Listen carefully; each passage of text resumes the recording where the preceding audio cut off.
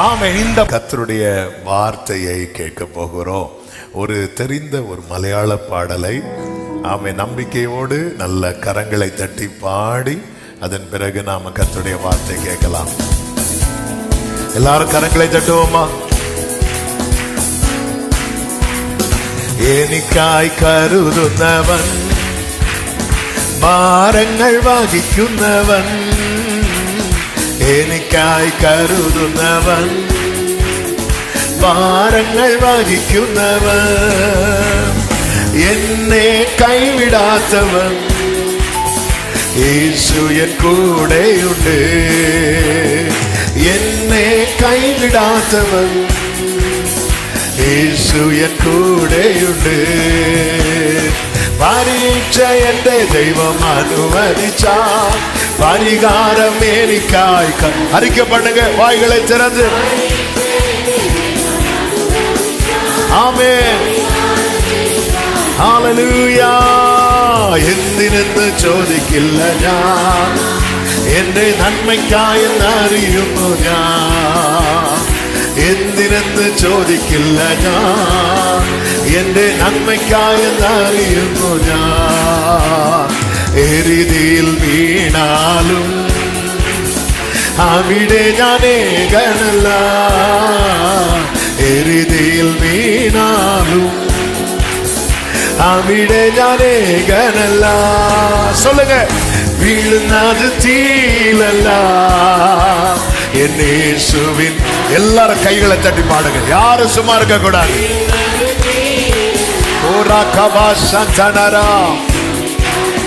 പരീക്ഷ പരീക്ഷ എന്റെ ദൈവം അനുവദിച്ചാൽ പരിഹാരം എനിക്കായി കരുതിട്ടുണ്ട്. പരീക്ഷ എന്റെ ദൈവം അനുവദിച്ചാൽ പരിഹാരം എനിക്കായി കരുതിട്ടുണ്ട്. എന്തിനെന്ന് ചോദിക്കില്ല ഞാൻ, എന്റെ നന്മയ്ക്കായെന്നറിയുന്നു ഞാൻ. എന്തിനെന്ന് ചോദിക്കില്ല ഞാൻ, എന്റെ നന്മയ്ക്കായെന്നറിയുന്നു ഞാൻ. ഘോരമാം ശോധനയിൽ ആഴങ്ങൾ കടന്നിടുമ്പോൾ, ഘോരമാം ശോധനയിൽ ആഴങ്ങൾ. എല്ലാരും ഒരേ ശബ്ദമായി നടത്തുന്നതേശുവത്രേ ஞானவன். எத்தனை பேர் சொல்லுங்க, நான் அப்பா கையில தான் இருக்கிறேன், நான் அவர் கையில் இருக்கிறேன். ஞானவன் கரங்களில். நல்ல கையை தட்டி பரீட்ச என்ற தெய்வம். க்ளோரி ஆமென். பரீட்ச என்ற தெய்வம் പരിഹാരം എനിക്കായി കരുതിട്ടുണ്ട്. എന്തിനെന്ന് ചോദിക്കില്ല ഞാൻ, എന്റെ നന്മയ്ക്കായെന്നറിയുന്നു ഞാൻ.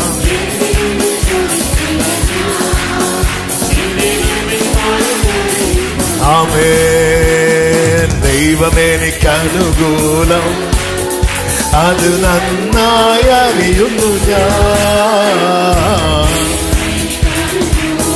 கர்த்தர் நம் பட்சத்தில் அல்லவா இருக்கிறார். ஹல்லேலூயா.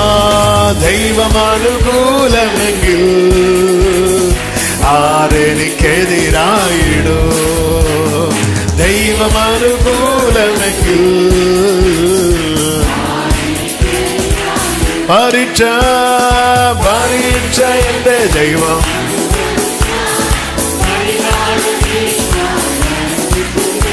ആമേൻ.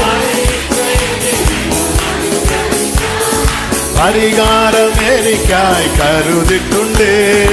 എന്തിനെന്ന് ചോദിക്കില്ല ഞാൻ, എന്റെ നന്മയ്ക്കായെന്നറിയുന്നു ഞാൻ. എന്തിനെന്ന് ചോദിക്കില്ല ഞാൻ, എന്റെ നന്മയ്ക്കായെന്നറിയുന്നു ഞാൻ. தாழ்த்துகிறோம். தொடர்ந்து எங்க கூட பேசுங்கப்பா. மீட்பு நாமத்தில் பிதாவே, ஆமென். கைகளை உயர்த்தி ஹல்லேலூயா. அப்போஸ்தலர் நடபடிகள் 9வது அதிகாரம் அதனுடைய 16வது வசனம். அப்போஸ்தலர் 9:16. அவன் என்னுடைய நாமத்தின் நிமித்தம் எவ்வளவாய் பாடுபட வேண்டும் என்பது, அவன் என்னுடைய நாமத்தின் நிமித்தம் எவ்வளவாய் பாடுபட வேண்டும் என்பதை நான் அவனுக்கு காண்பிப்பேன் என்றார். இந்த உலகத்திலே சோதனை இல்லாத மனிதனே கிடையாது. 1 கொரிந்தியர் 10:13 பார்க்கும்போது மனுஷருக்கு நேரிடுகிற சோதனை என்று சொல்லப்பட்டிருக்கிறது. அப்ப மனுஷனாலே அவனுக்கு என்ன உண்டு? சோதனை உண்டு. இந்த உலகத்திலே பிறக்கிற ஒவ்வொருவருக்கும் சோதனை உண்டு. ஒரு குறிப்பிட்ட ஊர்ல ஒரு குழந்தை பிறக்கும்போது அவங்க உறவினர்கள்லாம் சேர்ந்து என்ன பண்ணுவாங்களாம் தெரியுமா? அழுவாங்களாம். ஏன் அழுவாங்க அப்படின்னா, ஐயோ அவன் வெளியே வந்த சந்தோஷத்துல இந்த குழந்தை இருக்கு, ஆனா இங்க இந்த குழந்தை என்ன பாடு பட போகுதோ அப்படின்னு நினைச்சு ஒரு குறிப்பிட்ட ஊர்ல எல்லாரும் சேர்ந்து அந்த குழந்தை பிறக்கும் போது, நம்ம ஊர்ல தான் எல்லா வாயில லட்டு, ஆனா அந்த ஒரு குறிப்பிட்ட ஊர்ல அந்த குழந்தை பிறக்கும் போது எல்லாரும் சேர்ந்து அழுவாங்களாம். இந்த பிள்ளை என்ன பாடுபட போதோ, இந்த உலகத்துல கஷ்டம், இந்த உலகத்திலேயாமா நீ வந்த, இது எவ்வளோ மோசமான உலகம் தெரியுமா, இது எவ்வளோ வேதனையான உலகம் தெரியுமா, இப்போ ஒன்றும் தெரியாது உனக்கு, போக போக தெரியும் அப்படி சொல்லி அழுவாங்களாம். இந்த பூமியில மனுஷன் அப்படிங்கிற நிலையில இருக்கிற எல்லாருக்குமே போராட்டம், சோதனை உண்டு. ஆனால் இங்கே அப்போஸ்தலர் 9:16 கர்த்தர் ஒருவனை குறித்து சொல்லும்போது அவன் கஷ்டப்படுவான் அப்படி சொல்லாம, அவன் என்னுடைய நாமத்தின் நிமித்தம் எவ்வளவாய் பாடுபட வேண்டும் என்பதை நான் அவனுக்கு காண்பிப்பேன். இந்த அவன் யார் அப்படின்னா 15வது வசனத்தில் சொல்லப்பட்டிருக்கிறது, என் நாமத்தை அறிவிக்கிறதற்காக நான் தெரிந்து கொண்ட பாத்திரம். கைகளை உயர்த்தி ஒரு ஹalleluya சொல்லுவோமா? அப்படி என்றால் இதுக்கு ஒரு டைட்டில் வைக்கணும்னா, நம்ம போன வாரம் கேட்ட செய்தியின் தொடர்ச்சியை தான் கேட்க போகிறோம். இது சாதாரண மனுஷனுடைய பாடு அல்ல, விசேஷித்தவனுடைய பாடுகள். ஒரு ஆமேன் சொல்லுங்க பார்க்கலாம். உங்க கூட இருக்கிற மற்ற எல்லாரை விட நீங்க நெருக்கப்படுறீங்கன்னா நீங்கள் விசேஷித்தவர்கள். 8 பேர்ல தாவீது 8 பேருக்கும் பிரச்சனை இருந்துச்சு. ஆனா தாவீது சந்தித்த பிரச்சனை என்பது அது ரொம்ப அதிகமான பிரச்சனை. 12 சகோதரர்கள்ல 12 சகோதரர்களுக்கும் பிரச்சனை இருந்தது. ஆனால் யோசேப்பு சந்தித்த பிரச்சனை என்பது அது அதிகமான பிரச்சனை. ஏனென்றால் இவர்கள் எல்லாருமே விசேஷித்தவர்கள். ஆரோன் பிறக்கும் போது பிரச்சனை இல்லை, மிரியாம் பிறக்கும் போதும் பிரச்சனை இல்லை, ஆனா மோசே பிறக்கும் போது பிரச்சனை இருந்துச்சு. ஆமே, காரணம் என்ன அப்படின்னா விசேஷித்தவன். விசேஷித்தவனுக்கு இந்த பூமியில பாடுகள் உண்டு. ஹalleluya. ஏசா யாக்கோபு நிக்கிறாங்கன்னு வைங்கள, இப்போ 2 பேரும் இங்க வாங்க அப்படின்னு சொன்னா ஏசா எப்படி வருவான்? ஜம்முன்னு வருவான். யாக்கோபு எப்படி வருவான்? ஆமென், இப்படி இப்படி வருவான், நோண்டி நோண்டி வருவான். ஏன் அப்படின்னு கேட்டா, கர்த்தர் ஏசாவை அல்ல யாக்கோபை தெரிந்து. ஏசாவுக்கும் பாடுகள் உண்டு, ஆனா யாக்கோபின் பாடுகள் போல அல்ல. யாக்கோபை கர்த்தர் தொட்டது தொடையில, யாக்கோபுக்கு தொடையில, ஏசாவை தொடல, அவ்வளவுதான். ஆமா, ஏசாவை டச் பண்ணவே இல்லை. ஆனா யாக்கோபுக்கு ஒரு பிடி பிடிச்சார் பாருங்க. ஆமென், ஹalleluya. யாக்கோபே ஸ்ட்ரைட்டா வானா இப்படிதான் வருவார். ஆமென். இது விசேஷித்தவனுடைய பாடுகள். பாடுகள் ஏன் இந்த பாடுகள்? ஏன் இந்த பாடுகள்? இந்த வார்த்தையை கடந்த வாரத்தில் ஆவியானவர் காண்பித்து தரும்போது உள்ளத்தில் எழும்பின கேள்வி, கிறிஸ்து பாடுபட்ட பிறகும் அவருடையவர்களுக்கு ஏன் பாடுகள் என்ற கேள்விக்கு தான் ஆவியானவர் பதில் தந்தார். அந்த பதிலை தான் கடந்த வாரத்திலும் பார்த்தோம், இந்த வாரத்திலும் பார்க்கிறோம். இந்த வாரத்தில் ஃபர்ஸ்ட் ஆராதனையில் ட்ரை பண்ணி பார்த்தேன், முடியலை. அதனால் அடுத்த வாரத்திலும் நாம் அதை தொடர்ந்து பார்ப்போம். ரொம்ப முக்கியமான காரியம். ஏன் பாடுகள் என்று 5 காரியங்களில் 2 காரியம் போன வாரம் சொன்னேன். இப்போ நான் ஒருத்தங்களை கை காட்ட போறேன், அவங்க எழும்பி சொல்ல போறாங்க. ஆமென். சிலர் அதனால தான் நாங்கள் செய்திட்டோம், எழும்புறதே கிடையாது. ஆமென். ஹல்லேலூயா. சும்மா சொல்றேன், கை காட்ட மாட்டேன். ஏன்னா உங்களை பற்றி தெரியும், நீங்கள் ஈஸியாக மறந்துடுவீங்க. ஆமென். இருந்தாலும் சிலருக்கு ஞாபகம் இருக்கும். அது 2 காரியத்தில் முதல் காரியம் ஏன் பாடுகள்? பங்காளி மறந்துடாதீங்க. ஹல்லேலூயா. கிறிஸ்துவுக்கு பங்காளிகளாக அவர் வெளிப்படும் போது, அவர் வரும் நாளினில் என்னை காராமாசைத்து பங்காளி அப்படிம்பார், அன்பாய் கூப்பிட்டு சேர்த்து கொள்வார். அவர் சமூகமதில் அங்கே அவருடனே ஆடி பாடியே பங்காளிகளாக. எனவேதான் இவர்கள் யார் என்று வெளிப்படுத்தின விசேஷம் 7வது அதிகாரம். கர்த்தருக்கு மகிமை உண்டாவதாக. அது 7வது அதிகாரத்தில் ஒரு திரள் கூட்டம் இருக்கும்போது, ஆமென், தூதன் யோவானை பார்த்து இவர்கள் யார் என்று கேட்டார். அப்பொழுது 13-14 வாசிங்களேன். அப்பொழுது மூப்பர்களில் ஒருவன் என்னை நோக்கி, வெள்ளை அங்கிகளை தரித்து, மூப்பர்களில் ஒருவன், அங்க 24 மூப்பர்கள் இருக்கிறார்கள்.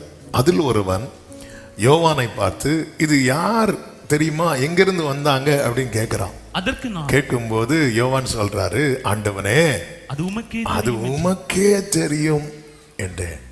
அப்பொழுது அவன் என்ன சொன்னான் தெரியுமா? இவங்க யார் தெரியுமா? இவர்கள் மிகுந்த உபத்திரவங்களிலிருந்து வந்தவர்கள். இவர்கள் தங்கள் அங்கிகளை ஆட்டுக்குட்டியானவருடைய இரத்தத்தினாலே தோய்த்து விழித்தவர்கள். அடுத்த வார்த்தை ஆனபடியால். எல்லாரும் சொல்லுங்க பார்க்கலாம். ஆனபடியால். சத்தம் ஒரு ஹல்லேலூயா சொல்லுங்க. இவர்கள் தேவனுடைய சிங்காசனத்துக்கு முன்பாக இருந்து இரவும் பகலும் அவருடைய ஆலயத்திலே அவரை, அப்போ ஆலயத்தில், அப்போ பரிசுத்த ஸ்தலத்தில், அந்த பரலோகத்தில் நிறைய இடம் இருக்கு. அதாவது பெரிய பெரிய கான்சர்ட்லாம் நடத்தும் போது பார்த்தீங்கன்னா விவிஐபி பாஸ் கொடுப்பாங்க. அவங்களுக்கு எங்க பிளேஸ் தெரியுமா? ஃப்ரண்டில் இருப்பாங்க. ஆமாம், அது பெரிய பெரிய பதவியில் இருக்கிறவங்க வருவாங்க, அல்லது நிறைய பணம் கொடுத்து டிக்கெட் வாங்குறவங்க வருவாங்க. பெரிய பெரிய ஷோ, பெரிய பெரிய கான்சர்ட்லாம் நடத்தும் போது இந்த மாதிரி பண்ணுவாங்க. பரிதாபம் என்னென்னா, அது கிறிஸ்டியன் இதுக்குள்ளேயும் கொண்டு வந்துட்டாங்க. அது என்னன்னு தெரில, அது விட அது நம்ம டாபிக் கிடையாது. ஆமென். இப்படிப்பட்ட பெரிய பெரிய கான்சர்ட், பெரிய பெரிய ஷோலாம் நடக்கும்போது அப்படி நிறைய பாஸ் வச்சுருப்பாங்க. அதில் விவிஐபி பாஸ் வச்சுருப்பாங்க. அவங்களுக்கு வந்து ஃப்ரெண்டில், அவங்களுக்கு எந்த டிஸ்டர்பன்ஸும் இல்லாமல் ஃப்ரெண்டில் உட்காரணும். நம்ம ஊரில் சர்க்கஸ் போடும்போதும் 3-4 வச்சுருப்பாங்க. ஆமாம், சின்ன வயசில் வந்து 5 ரூபா அதுக்கு எங்களை ஸ்கூல்லேருந்தெல்லாம் கூட்டிகிட்டு போவாங்க. ஒரு கேலரி இருக்கும், 5 ரூபா கேலரி. அப்போ இப்போ உண்டாது கேலரி? சொல்லுங்க, போயிருப்பீங்கல்ல. சொன்னால் மாட்டிடுவோம், அதனால் சைலண்டாக இருப்போம். அது அப்போ ஃப்ரெண்டில் இருப்பாங்க பாருங்கள். நிறைய காசு கொடுத்து வாங்குறவங்க ஃப்ரெண்டில் இருப்பாங்க. ஆண்டவர் வந்து ஃப்ரெண்டில் யாரை வச்சிருக்கிறார் தெரியுமா? ஹல்லேலூயா. ஹல்லேலூயா. இங்கே அப்படி ரொம்ப அதிக வரம் பெற்றவர்கள், அப்படி அதிகம் சபை கட்டி கொடுத்தவர்கள், அப்படிலாம் இல்லை. அவர் நியமித்த பாதையில, அது கஷ்டமோ நஷ்டமோ லாபமோ ஆமை வேதனையோ துன்பமோ, இது கர்த்தர் எனக்கு நியமித்த பாதை. ஆமை, இந்த பாத்திரத்தில் நான் பானம் பண்ணுவது தேவ சித்தம் என்று முழு மனதோடு ஒப்பு கொடுத்து வர்றாங்க தெரியுமா? அவங்களுக்கு கர்த்தர் வைத்திருக்கிற ஸ்தானம் பரலோகத்தில் ஒரு உயர்ந்த மேன்மையான ஸ்தானம். ஹல்லேலூயா. அதான் விசேஷித்தவனுடைய பாடுகள், விசேஷித்தவனுடைய பாடுகள். கர்த்தருடைய பரிசுத்த நாமம் மகிமைப்படுவதாக, பாடுகளுக்கு பங்காளியாக. அது மட்டுமல்ல, இன்னும் இதற்கு அடுத்த ஒரு ஸ்டெப் இருக்கிறது. அதுதான் அவரோடு கூட. கர்த்தருக்கு சித்தமானால் அதை அடுத்த வாரம் நம்ம தியானிக்கலாம். ஆமென். ரெண்டாவது ஒரு பாயிண்ட் சொன்னேன், எதுக்காக பாடுகளுக்கு உட்படுத்துகிறார் அப்படின்னா, சூப்பர், அழகா சொல்றீங்க. ஆமா, நீங்க வந்து அவங்களுக்கு இடம் கொடுக்குறீங்க, நல்ல வீட்லயும் இடம் கொடுக்குறீங்க, இங்கேயும் இடம் கொடுக்குறீங்க, நீங்களே சொல்லுங்க அப்படின்னு. ஆமா, கிறிஸ்துவை போல ரோமர் 8:29 தம்முடைய குமாரனுடைய சாயலுக்கு ஒப்பாயிருப்பதற்கு. அப்போ என்ன பார்த்தா பிதாவுக்கு என்னதான் யாருதான் தெரியணும் தெரியுமா? சொல்லுங்க, இயேசுவை தான் தெரியணும். வேற எதை தெரிஞ்சாலுமே அவருக்கு பிடிக்காது. பிடிக்காதுன்னா வேற யாரையும் பிடிக்காதுன்னு இல்லை, அவர் அவர் அவர் என்ன உருவாக்குனதே அப்படிதான். என்ன பார்த்தா எப்படி தெரியணும்? ஆமா, இதுதான் அப்படி தெரியும்.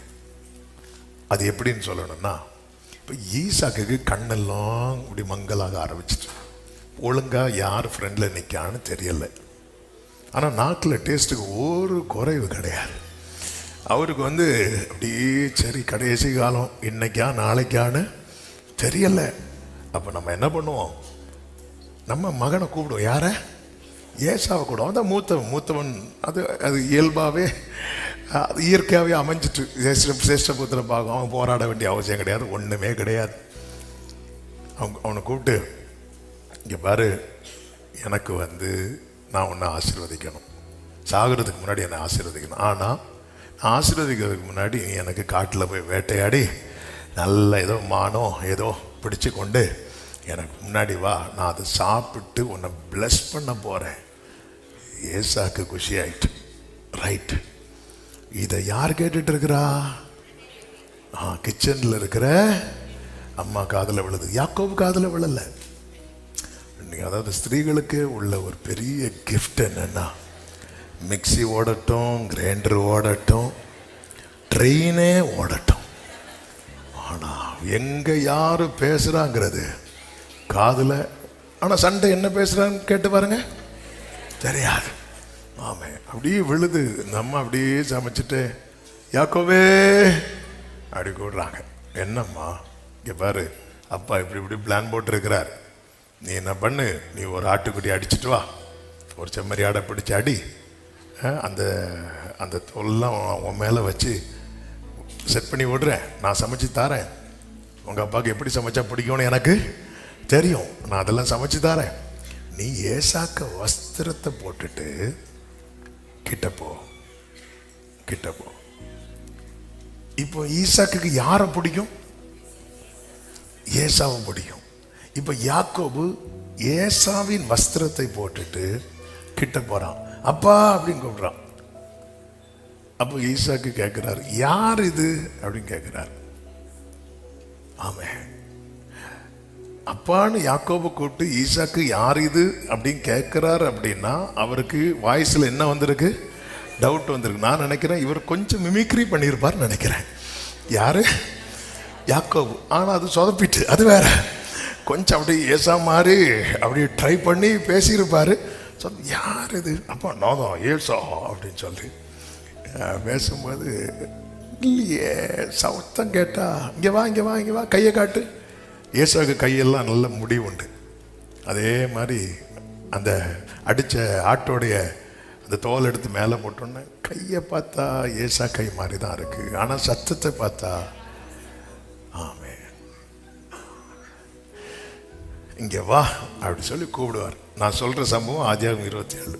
கூப்பிட்டு பக்கத்தில் அணைத்து அப்படி ஸ்மெல் பண்ணுவார்.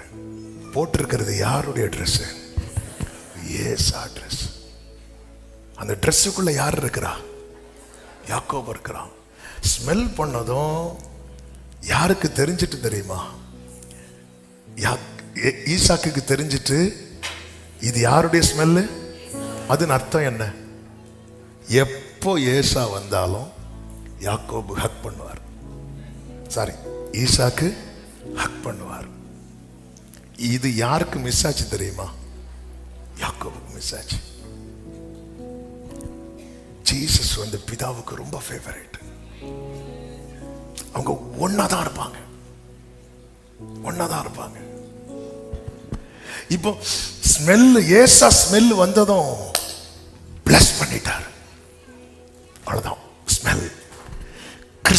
கிறிஸ்துவின் வாசனை மட்டும் நம்ம கிட்ட வெளிப்பட்டுன்னு வைங்களேன், அதுக்கு மேல எந்த தகுதியும் கிடையாது, அதுக்கு மேல ஒரு தகுதியும் கிடையாது. நல்ல கைய தட்டி, நான் அதாக்கும் நான் இதாக்கும் அதெல்லாம் தூக்கி போடு. இவன் சொல்ற நான் ஏசா வார்த்தையை வச்சு ஏன் வாங்க முடியல? கையில என்ன இருக்கு? தோசையா தோசை. நம்ம ஊரில் சொல்லணும்னா காணிக்க. இல்ல கையில் என்ன இருக்கு? காணிக்க வச்சு வாங்க முடியல. நம்ம எல்லாம் நிறைய அப்படி நினைச்சிட்டு இருக்கிறோம். சர்ச்சில் வந்து அப்படி இப்படி எல்லாம் பேசி வாங்கிடலான்னு, அதை இதை கொடுத்து வாங்கிடலான்னு வாங்க முடியல. ஆனா வார்த்தையால வாங்க முடியாதது, காணிக்கையால வாங்க முடியாதது, வாசனையால நல்ல கரங்களை சாட்டி சபையே உகந்த காணிக்கையா ஒப்பு கொடுத்தேனையா, சுகந்த வாசனையா. விரும்புறவங்க மட்டும் கைகளை உயர்த்தி ஆமென். இந்த ஒரு ஜெபமாக அப்படியே கண்களை மூடி ஆமென். சுகந்த வாசனையா நுகர்ந்து ஓ தகப்பனே உம்மிடத்தில் தகப்பனே தகன பலியானே தகன விட்டு கொடுங்க. நம்ம சுய எல்லாம் கம்ப்ளீட்டா அடிபடட்டும். நம்ம கிட்ட இது நல்லா இருக்குதோ, கிறிஸ்துவை அறிகிற அறிவின் வாசனை வெளிப்படுவதற்கு தடையா என்னெல்லாம் இருக்குதோ அது எல்லாமே அடிபடட்டும். அக்கினி அக்கினி அக்கினி அக்கினி ஓ ராகபா ராமா சதா ராமா காரா ஜீசஸ் ஜீசஸ் அக்கினி ஆமென். அதனாலதான் கலாத்தியர் 3 சொல்லப்பட்டிருக்கிறது, நீங்கள் கிறிஸ்துவை தரித்துக் கொள்ளுங்கள். முதல்ல கிறிஸ்துவை தரித்துக் கொள்ளணும், கிறிஸ்துவை தரித்துக் கொள்ளணும். ஆமா, இந்த 2வது பாயிண்ட் தான் டச் பண்ணிட்டு இருக்கிறேன். ஆண்டவர் இந்த செகண்ட் சர்வீஸ்ல இதை கொஞ்சம் கூட டீப்பா பேச வைக்கிறார். ஆமென். கிறிஸ்துவை தரித்துக் கொள்ளணும். அதுக்கு என்ன செய்யணும்? அதன் அடிப்படை தான் விசுவாசித்து ஏற்றுக்கொள்ளணும், அவரோடு கூட உடன்படிக்கை செய்யணும். உடன்படிக்கை செய்யணும், உடன்படிக்கை. அதுதான் ஞான ஸ்நானம். ஞான ஸ்நானம் உடன்படிக்கைக்கு உட்படாம யாராவது இருக்கிறீங்கன்னா ஆமென், உங்களை தாழ்த்தி ஒப்பு கொடுங்கள். கிறிஸ்துவை தரித்து கொள்ளும் போது பழையன ஒளிந்தன, பழைய ட்ரெஸ்ஸை தூக்கி போட்டாச்சு, எல்லாம் புதிதாகின. இப்ப நான் அவருடையவன், அவருடையவன். கலாத்தியர் 3 கடைசியில் சொல்லப்பட்டிருக்கிறது, கிறிஸ்துவினுடையவர்கள். யூதன் என்றும் இல்லை, கிரேக்கன் என்றும் இல்லை, இங்க வித்தியாசமே கிடையாது, வித்தியாசமே கிடையாது. இப்போ ஒரு போலீஸ் யூனிஃபார்ம் போட்டுட்டு யார் நின்னாலும், அவங்க ஹைட்டா இருந்தாலும் அவங்க யாரு தான்? போலீஸ் தான். கட்டையா இருந்தாலும் அவங்க யாரு தான்? போலீஸ் தான். வெள்ளையா இருந்தாலும் அவங்க யாரு தான்? போலீஸ் தான். கருப்பா இருந்தாலும் அவங்க யாரு தான்? போலீஸ் தான். பாடியை ஃபிட்டா வச்சிருந்தாலும் அவங்க யாரு தான்? போலீஸ் தான். இருந்து போட்டிருந்தாலும் அவங்க யாரு தான்? ஏன்னா என்ன தரித்திருக்கிறாங்க? அந்த யூனிஃபார்ம் தரித்திருக்கிறாங்க. ஆமே, நாம் கிறிஸ்துவை தரித்திருக்கிறோம். அதனாலதான் வேதத்தில் சொல்லப்பட்டிருக்கிறது, பழைய பழைய மனுஷனை களைந்து போடுங்க. ஆனா சிலருக்கு என்ன தெரியுமா, புது ட்ரெஸ் வாங்குவாங்க, ஒரு நாள் யூஸ் பண்ணுவாங்க, அதுக்கப்புறம் ஃபுல்லா பழைய ட்ரெஸ் தான், பழைய ட்ரெஸ். இப்படி ஒரு நாள் மட்டும் கிறிஸ்தவர்களா இருக்கிறவங்க உண்டு.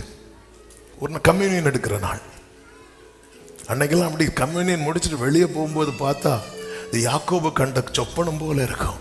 தேவதூதர்கள் ஏறுகிறதும் இறங்குகிறதுமா இருக்கும். 2 நாள் தள்ளி பார்த்தா யாக்கோபு திரும்பி பார்க்கும்போது ஏசா 400 பேரோட அதே தூதர்கள் தான். இப்போ எப்படி வருவாங்கன்னு தெரியாது. அதான் அந்த ஒரு நாள், அது ஒரு நாள் புது வஸ்திரம். ரட்சிக்கப்பட்ட ஆரம்பத்தில், ஞானஸ்நானம் எடுத்த ஆரம்பத்தில் அப்படி இருப்பாங்க. வேற எதையுமே பார்க்கவே மாட்டாங்க, அப்படியே காது பொத்திட்டே வருவாங்க. வேற எந்த சத்தமும் நம்ம கேட்டவே கூடாது. ஆமே, பழையன ஒளிந்தன. எதற்கு? அவர் அப்போ கிறிஸ்துவை தரித்து கொண்டாச்சு. தரித்து கொண்ட எல்லாரும் கிறிஸ்துவின் சாயலை வெளிப்படுத்துறாங்களா அப்படின்னு கேட்டா இல்லை. தரித்து கொண்ட பிறகு அடுத்து என்ன செய்யணும்? யோவான் 15:4 இயேசு சொல்லுவார், என்னில் நிலைத்திருங்கள். நிலைத்திருங்கள். நிலைத்திருங்கள் சொல்லும் போது என்ன சொல்றாருன்னா, நீ கொடி, நான் யாரு? செடி. ஆமென். ஆமென். எது வேரூண்டி நிற்கும் தெரியுமா? செடி. செடியா கொடியா? செடி. இந்த கொடி என்ன செய்யணும்? படர்ந்து இருக்கணும். இப்போ இந்த செடியும் கொடியும் கட் பண்ணிட்டா எது சாகும் தெரியுமா? கொடி சாகும். எது சாகாது தெரியுமா? செடி சாகாது. என்ன இல்லாமல் உங்களால் ஒன்றும் செய்ய முடியாது. நீங்கள் என்னில் நிலைத்திருந்தால் மிகுந்த, எல்லாரும் சொல்லுங்க பார்க்கலாம், மிகுந்த, அந்த மிகுந்த கனிதான் கிறிஸ்துவின் சாயல். அப்ப அந்த கனி, நான் நிலைத்திருக்கிறேன், நீ நிலைத்திருக்கிறேன் அப்படின்னு கேட்டா நான் கை தூக்க தான் செய்வேன். நான் நிலைத்திருக்கிறேன் இல்லையா என்பது எதுல தான்? நான் கை தூக்குறதுல வெளிப்படாது, கனியில தான் வெளிப்படும். கனி இருக்கும், எல்லாருக்குள்ளும் கனி இருக்கும். ஒரு இறக்க குணம் இல்லாம யாராவது இங்க இருக்கிறோம்? எல்லார்ட்டையும் இறங்குறோமாங்கிறது ரெண்டாவது கொஸ்டின். ஒரு சிலர் மேலேயாவது நமக்கு இறக்கம் இருக்குல்ல, ஒரு சிலர் மேலேயாவது நமக்கு அன்பு வருதில்ல, ஒரு சிலருக்கு அதாவது சில செய்தி பார்க்கும்போது ஐயோ பாவம் அப்படின்னு தோணுதில்ல, அதெல்லாம் இறக்கம் தானே. அதெல்லாம் உள்ள ஒரு நன்மை இருக்கிறதுனால தான் அப்படி வருது. எல்லாருக்கும் இருக்கு, எல்லார் மேலேயும் இருக்குதா அப்படின்னு கேட்டா ஒரு பெரிய கொஸ்டின். பைபிள் சொல்லுது, யாவரோடும் சமாதானம். எப்படி சொல்லப்பட்டிருக்கிறது? நம்ம சிலரோடு சமாதானமா இருப்போம், சிலரோடு சமாதானமா இருப்போம். ஆனா யாவரோடும் வரும்போது ஒரு பெரிய கேள்வியா இருக்கும், பெரிய கேள்வியா இருக்கும். சிலருக்கு நம்ம ஹெல்ப் பண்றோம், எல்லாருக்கும் ஹெல்ப் பண்ண முடியுதா அப்படின்னு கேட்கும்போது, திராணி இருக்கும்போது சொல்றேன், திராணி இல்லாம ஹெல்ப் பண்ண ஆசை இருக்கு, என்ன பண்ண அதெல்லாம் இல்லை. திராணி இருந்து நமக்கு எல்லாருக்கும் பண்ண முடியுதான் கேட்கும்போது பெரிய கேள்வியா வருது. அப்ப இந்த இடத்துல தான் நம்முடைய கனிகள் பத்தல்லன்னு அர்த்தம். கனிகள் என்னது செய்யல? பத்தல்ல. 12 சீஷர்களுக்கு 5 அப்பம் 2 மீன் பத்தும். அவங்க அட்ஜஸ்ட் பண்ணி சாப்பிட்றோம். ஆனால் 5000 பேருக்கு பத்தாது. ஆமா, கர்த்தர் உனக்கு நியமித்திருக்கிற எல்லை பெரிதா இருக்கும்போது இந்த கனிகள் உனக்கு பத்தாது. உன்னை கர்த்தர் நியமித்தது மிகுந்த கனிகளை கொடுக்க. அதுக்கு ஒரே வழிதான் இருக்கிறது, கிறிஸ்துவை போல மாறணும். கிறிஸ்துவை போல மாற ஒப்பு கொடுக்கிறவர்கள் ஆயிரங்களுக்கு பயன்படுவார்கள், ஆயிரங்களுக்கு பயன்படுவார்கள். கிறிஸ்துவின் கையில போன அப்பம் நொறுக்கப்படும். நொறுக்கப்பட்ட அப்பத்தை புசித்தவர்கள் 5000 புருஷர்கள். ஆமென். அவர் அப்பத்தை எடுத்து, அப்பங்களை எடுத்து பிட்டு, மலையாளத்தில் நொறுக்கி, அதை உடைத்து, அப்ப கையில போய் உடைக்கப்படுமானால் அது கொஞ்சம் பேருக்கு அல்ல, அநேகருக்கு, அநேகருக்கு. ஆமென். பயன்பட்ட பிறகு அது அப்ப துணிக்கைகள் அல்ல சேர்த்தது, அப்பங்கள் சேர்க்கப்பட்டது. சத்தமோ ஒரு ஆமென் சொல்லுங்க பார்க்கலாம். அப்ப நல்ல கவனமா கேளுங்க. அப்ப தேவன் எதற்கு என்ன இந்த பாடுகளுக்கு உட்படுத்துகிறார்? இந்த பாடுகளுக்கு உட்படுத்துகிறார். அவன் அநேகருக்கு. ஆண்டவர் பவுலை குறித்து சொல்லும் போதே, இவன் புறஜாதிகளுக்கும் 9-15 அப்போஸ்தலர், ராஜாக்களுக்கும் இஸ்ரவேல் புத்திரருக்கும் என்று சொல்லப்பட்டிருக்கிறது. ஆமென். புறஜாதிகளுக்கும் ராஜாக்களுக்கும். அப்போ எல்லா பக்கத்திலிருந்தும் இவருக்கு என்ன வருது அப்படின்னா, நெருக்கம் வருகிறது. கர்த்தருக்கு மகிமை உண்டாவதாக. நீங்கள் எல்லாரும் கவனிக்கிறீர்கள் என்று நான் நம்புகிறேன். அப்பப்ப தலையை அப்படி மேலே தூக்கி பார்க்குறீங்க அப்படின்னா நீங்க கவனிக்கிறீங்க. அதாவது ரொம்ப நேரம் கண்ணை இப்படி கண்ணிமை மூடாம ஒருத்தங்க பார்த்துட்டே இருக்கிறாங்க அப்படின்னா ஆளு அமெரிக்கா தாண்டி போயிட்டு இருக்கிறாங்கன்னு அர்த்தம். ஆமா, அதுக்காக நீங்க சும்மா பார்த்து கண்ணடிச்சிட்டோம் இருக்கக்கூடாது. எதுவுமே பிரச்சனை தான். ஆமே. அப்ப அதனாலதான் இடையில ஆமேட் சொல்லுங்க, அல்லேலூயா சொல்லுங்க. இதெல்லாம் சொல்றதுக்கு காரணம், நம்ம கொஞ்சம் அப்படி இருந்தோம்னு வைங்களேன், டக்குன்னு இழுத்துட்டு போயிடுவோம். அப்பொழுது ஆமென், இயேசுவையே தேவாலயத்துக்கு மேல கொண்டு போய் நிறுத்திட்டான். யாராவது மேல இருந்தீங்கன்னா தயவு செய்து இப்போ கீழே இறங்கி வரும்படி உங்களை அன்புடன் கேட்டுக்கொள்கிறேன். கர்த்தர் உங்களை ஆசீர்வதிப்பாராக. மூன்றாவது ஒரு முக்கியமான காரியம், ஏன் தேவன் பாடுகளுக்கு உட்படுத்துகிறார்? ஏன் பாடுகளுக்கு உட்படுத்துகிறார்? ஆமா, இதற்கு ஒரு பெயர் சொல்லலாம். அதுதான் விசுவாச பரீட்சை.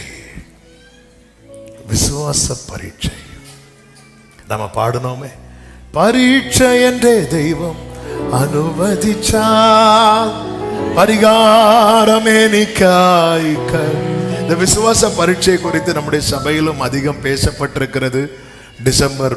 போன டிசம்பர் மாதம் கடைசி சண்டே டேவிட் சாம் மூலமாய் ஆண்டவர் அந்த வார்த்தையை நம் மத்தியிலே பேசினதை நீங்கள் கண்டிப்பாய் மறந்திருப்பீர்கள். ஆமே, நீங்க கேட்டிருப்பீங்க, ஞாபகத்தில் இருந்திருக்கும். அதாவது வார்த்தையால் ஆசீர்வதிக்கப்பட்டவங்க என்ன செய்ய மாட்டாங்க தெரியுமா? மறக்கவே மாட்டாங்க.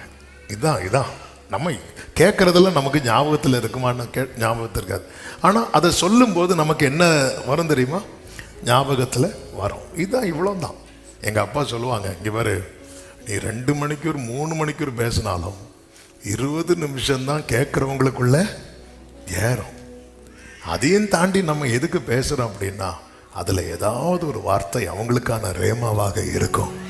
ஆமாம், அதனால தான் பைபிளில் இருக்கும் தெரியுமா, காது உள்ளவன் கேட்க கடவன். காது உள்ளவர்கள் எல்லாம் கைகளை உயர்த்தி ஒரு ஹல்லேலூயா சொல்லுவோம். ஆமென். இப்போ ஏன் சொன்னோம் தெரியுமா? ஒருவேளை நான் சொல்லாம இருந்து வீட்டுக்கு போகும்போது என் காது, ஆமென், கர்த்தர்களை ஆசீர்வதிப்பாராம். இந்த விசுவாச பரீட்சையை குறித்து ஒரு சில காரியங்களை கொஞ்சம் சொல்லி நம்ம ஜெபம் பண்ண போறோம். அதாவது விசேஷித்தவனுக்கு ஒரு விசுவாச பரீட்சை, விசேஷித்தவனுக்கான விசுவாச பரீட்சை என்பது ரொம்ப விசேஷமானது. இந்த 12th எக்ஸாம், 12th படிக்கிற பிள்ளைங்க எல்லாரும் அட்டன் பண்ணாங்க. ஆனா இன்னைக்கு ஒரு நீட் எக்ஸாம் இருக்கிறது, அது எல்லாரும் அட்டன் பண்ண மாட்டாங்க. ஆமென், ஆமென். நீட்டுனாலே ஆமென் கும்பிட்டு போட்டு இந்த எக்ஸாம் அட்டன் பண்ணதை விட சேலஞ்ச் என்ன தெரியுமா? இந்த எக்ஸாம் ஹாலுக்குள்ள போறது. இதுதான் பெரிய சேலஞ்ச். கொஸ்டினை விடுங்க, எங்களை உள்ளேயே விடல. ஆமே, அவன் எங்கெல்லாம் செக் பண்ணி இங்கே எல்லாரையும் அப்படி செக் பண்ணி இப்படி செக் பண்ணி விட்டா அங்கே ஈஸியாக அடிச்சுட்டு போகிறான். பார்த்தா மொத்தத்தில் கேன்சல். ஆமே, படித்த பிள்ளைங்க, படித்து நல்லா எழுதின பிள்ளைங்களுக்கு வருத்தம், படிக்காம எழுதின பிள்ளைங்களுக்கு நீர் தரும் இந்த வாய்ப்பினை சரியாக பயன்படுத்த. எனக்கு ஒரு தம்பி வந்து முழங்கல் போட்டு, அண்ணே அண்ணே கர்த்தர் எனக்கு வாய்ப்பு தந்திருக்கிறார்ண்ணே, நான் போறேனே, என்னை வாழ்த்தி அனுப்புங்க அண்ணே அப்படி சொல்லிட்டு ஜெபம் பண்ணிட்டு போடாப்ல. ஆமென். விசேஷித்தவனுடைய பாடுகள். இந்த பரீட்சை எதற்காக என்றால் நம்முடைய விசுவாசத்தை சுத்திகரிக்க. நமக்கு கொடுக்கப்பட்ட விசுவாசத்தை குறித்து ஒரு தேவ பிள்ளைக்கு ஒரு தெளிவு வேணும். 1 பேதுரு 1:7 சொல்லப்பட்டிருக்கிறது, அழிந்து போகிற பொன் அக்கினியினாலே சோதிக்கப்படும், அதை பார்க்கலாம் அதிக விலையேறப்பட்டதாக இருக்கிற உங்கள் விசுவாசம் சோதிக்கப்பட்டு. அப்போ விசுவாசம் எப்படிப்பட்டது? விலையேறப்பட்டது. எல்லாரும் சொல்லுங்க பார்க்கலாம். விலையேறப்பட்டது. எனக்குள்ள தேவன் துவங்கின விசுவாசம் விலையேறப்பட்டது. ஏன் அது விலையேறப்பட்டது என்றால் அதற்கு கொடுக்கப்பட்ட கிரயம் அப்படிப்பட்டது. ஏன் பொண்ணு அழிந்து போகிற பொண்ணுன்னு சொல்லப்பட்டது? பொண்ணை தீயில போட்டா அழியுமா? அழியாது. அப்ப ஏன் அது அழிந்து போகிற பொண்ணுன்னு சொல்லப்பட்டிருக்கிறது? ஏன்னா அந்த பொண்ணுக்கு கொடுக்கப்பட்ட கிரயம் இருக்கிறது அல்லவா, அது காசு இருக்கிற எவனுக்கும் என்ன செய்ய முடியும்? வாங்க முடியும். ஆமே, ஹல்லேலூயா. அவன் அதுக்கு முழங்கால் போட்டு, ஆண்டவரே எனக்கு இதை தாங்க, பொண்ணை தாங்க, பொருளை தாங்க கேட்டு வாங்கி, அப்பா நான் வாங்கிட்டேன்னு சொல்லும்போது நம்ம போய் ஒரு கடையில் வாங்குறோம் தெரியுமா, அவன் தேவன் யாருன்னு கேட்குறவன். ஒருத்தன் காசு இருக்குன்னா அவன்கிட்ட பொண்ணை வாங்க முடியும். ஆனா எந்த பணத்தாலையும் வாங்க முடியாதது, எந்த மனிதனாலையும் உருவாக்க முடியாதது, உன்னதத்திலிருந்து ஒருவர் இறங்கி வந்து தம்முடைய ஜீவனை கிரயமாக தந்து எனக்குள்ளே தேவன் வைத்திருக்கிற விசுவாசம் விலையேற பெற்றதென்று சொல்லுகிறவர்கள் வலது கரத்தை உயர்த்தி ஆமென் சொல்லுவோமா? விலையேறப்பட்ட விசுவாசம். 2 பேதுரு 1:1 இந்த விசுவாசத்தை குறித்து சொல்லப்பட்டிருக்கிறது. அருமையான விசுவாசம், precious faith, priceless faith, precious faith. இது அருமையான விசுவாசம்.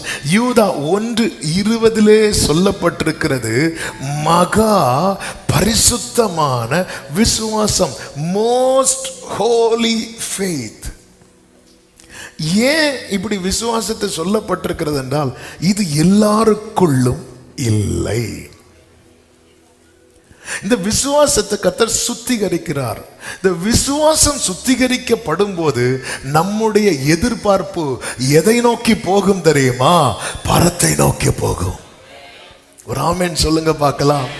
கர்த்தருடைய வார்த்தை நிறைவேறும் அளவும் அவருடைய வசனம் யாரை புடமிட்டது என்று இருக்கிறது? யோசேப்பை புடமிட்டது. ஏன் புடமிட்டது? யோசேப்பு ஆமென் சிறையில் 2 பேர் சொப்பனத்துக்கு அர்த்தம் சொல்றான். அர்த்தம் சொல்லி ஒருத்தனுக்கு கிளிக் ஆகுது. அப்போ அவங்கிட்ட ஒரு ரிக்வெஸ்டையும் வைக்கிறான். என்ன ரிக்வெஸ்ட் வைக்கிறான் தெரியுமா? நீ வாழ்ந்திருக்கும் போது என்ன நினைச்சுக்கோ சொல்லிட்டு அனுப்புறான். ஆண்டவர் பார்த்தார், அடுத்த புடமிடுறார். அந்த புடமிடுதல் பல விதத்தில் நடக்கும். ஒன்று தூக்கி போடுறது, இன்னொன்று பொய்யான குற்றச்சாட்டு, இன்னொன்று என்ன தெரியுமா? நமக்கு நன்மை செய்வாங்கன்னு நாம நினைச்சிட்டு இருக்கிறோம் தெரியுமா? அவங்க நம்மளை மறக்கிறது. இது புடமிடுதல். ஏன் இந்த புடமிடுதல் வந்ததுனாலதான் ஆமென் இன்னும் 2 வருஷம் கழித்து அவனுக்கு ஒரு ஆப்பர்ச்சுனிட்டி கிடைக்கும் போது அவங்கிட்ட பார்வன் கேட்கிறான், நீ சொப்பனத்துக்கு அர்த்தம் சொல்றவேன்னு இவன் சொன்னானே. இவன் சொன்னான் பைபிள் அல்ல, ஆனா சொன்னது யாரு? பானபாத்திரக்காரன். அப்போ யோசேப்பு அவனை காட்டல, யோசேப்பு அவரை காண்பித்தான். நான் அல்ல அப்படி காட்டுறான். இதுதான் சுத்திகரிப்பு. விசுவாசி அவன் என்றும் பதறா, விசுவாசி அவன் என்று பதறா, அவன் அங்கூரமேசுவில் உண்டு, ஆபத்தை கண்டென்று மஞ்சா, அசையாத விசுவாசம் கொள்வார், இசையோடு இயேசுவை புகழ்வார். விசுவாசத்தினுடைய சரியான அர்த்தமே நம்பப்படுகிறவைகளின் உறுதி. எபிரேயர் 11:1 காணப்படாதவைகளின் நிச்சயம். நம்ம நம்புகிறோம், தேவன் உண்டென்று நம்புகிறோம். எத்தனை பேர் நம்புறீங்க? வேண்டாம், எல்லாரும் நம்புறோம். இல்லைன்னா எதுக்கு இங்க வந்து உட்கார்ந்துருக்க போறோம்? தேவன் உண்டு, நம்புறோம். இயேசு ஆமென் நமக்காக ஒரு வாசஸ்தலத்தை ஆயத்தம் பண்றதை நம்புறோம். நமக்கு பரலோகம் உண்டு, நரகம் உண்டு, நம்புறோம். இதெல்லாம் நம்புறோம். இதெல்லாம் உறுதியா நம்புறோம். இதெல்லாம் அசைவே கிடையாது. என் வாழ்க்கையில் நடக்கிற சில காரியங்களை குறித்து தான் எனக்கு டவுட் இருக்குமே தவிர இயேசு மேல எனக்கு என்ன கிடையாது? டவுட் கிடையாது. அவர் என்னை காப்பாற்றுவார். ஒருவேளை சாத்ராக் மேஷாக் ஆபேத்நேகோ என்ன சொல்லுவாங்க? அவர் எங்களை விடுவிக்க வல்லவர். ஒருவேளை அதுலதான் எங்களுக்கு ஒருவேளை நம்பிக்கை டவுட் ஆகுமே தவிர நான் ஒருத்தர் ஆராதிக்கிறேன் தெரியுமா, அவர் மேல எனக்கு சந்தேகமே கிடையாது. ஆண்டவர் ஒருவர் உண்டு என்பது எனக்கு இதை நான் நம்புறேன். ஆனா காணப்பட நான் என்ன செய்யல, இன்னும் காணல. ஆமே, நீ வீட்டில் வச்சிருக்கிறீங்க தெரியுமா, அது கிடையாது. ஆமே, அவர் இப்ப வேற படம் நடிச்சிட்டு இருக்கிறார். நான் சொன்னது புரிஞ்சா? அவர் இப்பொழுது அதுல எப்படி நடிக்காருன்னு ஒருவேளை யூதாசா கூட நடிக்கலாம். ஏன்னா கேரக்டர் தான் முக்கியம். அவர் வேற படம் நடிச்சிட்டு இருக்கிறார். நான் அவரை பார்க்கல, நான் அவரை பார்க்கவில்லை. ஆனா எனக்கு தெரியும், எனக்கு தெரியும். ஹல்லேலூயா, ஆமென். ஆண்டவரை நினைக்கும் போதே உள்ளம் குளிருது. அவர் வாயின் முத்தங்களால் என்னை முத்தமிடுபவரே, வாயின் முத்தங்களால் திராட்சை ரசத்திலும் இன்பமான நேசம் என் மேலுடையவரே. அப்படியே கைகளை உயர்த்தி, என்னவரே என் ஆத்ம நேசரே, நீர் என் மணவாளரே, என்னவரே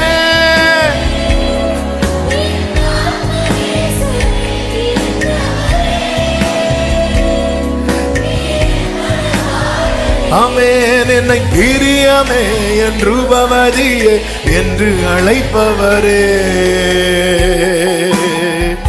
என்னவரே என்னவரே.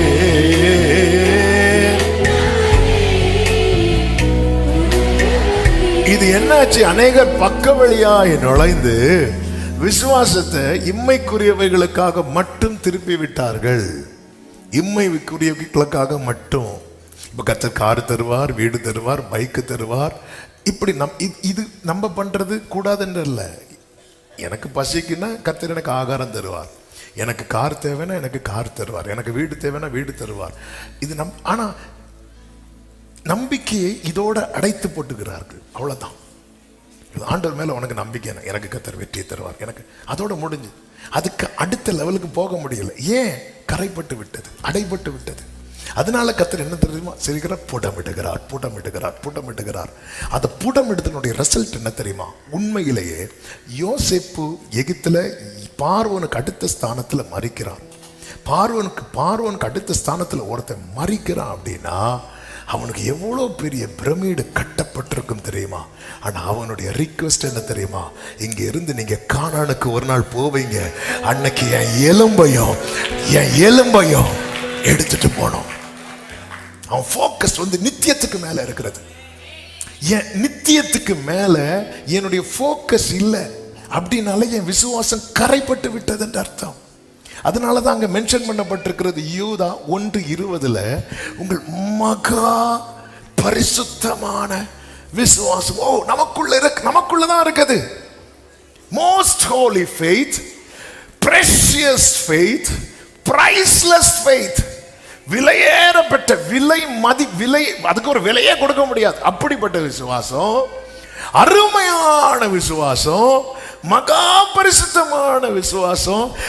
இது அருமையாகவும் விலையேற பெற்றதாகவும் மகா பரிசுத்தமானதாகவும் என்னில் தொடர கர்த்தர் என்னை பாடுகளுக்கு உட்படுத்துகிறார். கைகளை உயர்த்தி ஒரு ஹல்லேலூயா சொல்லுவோம். அப்படி என்றால் ஒரு காரியம் நிச்சயம். யாக்கோபே, இஸ்ரவேலே, ஒன்றை புரிந்து கொள். கர்த்தர் உனக்கு செய்கிறது தீமை அல்ல, கர்த்தர் உனக்கு செய்கிறது நன்மையே.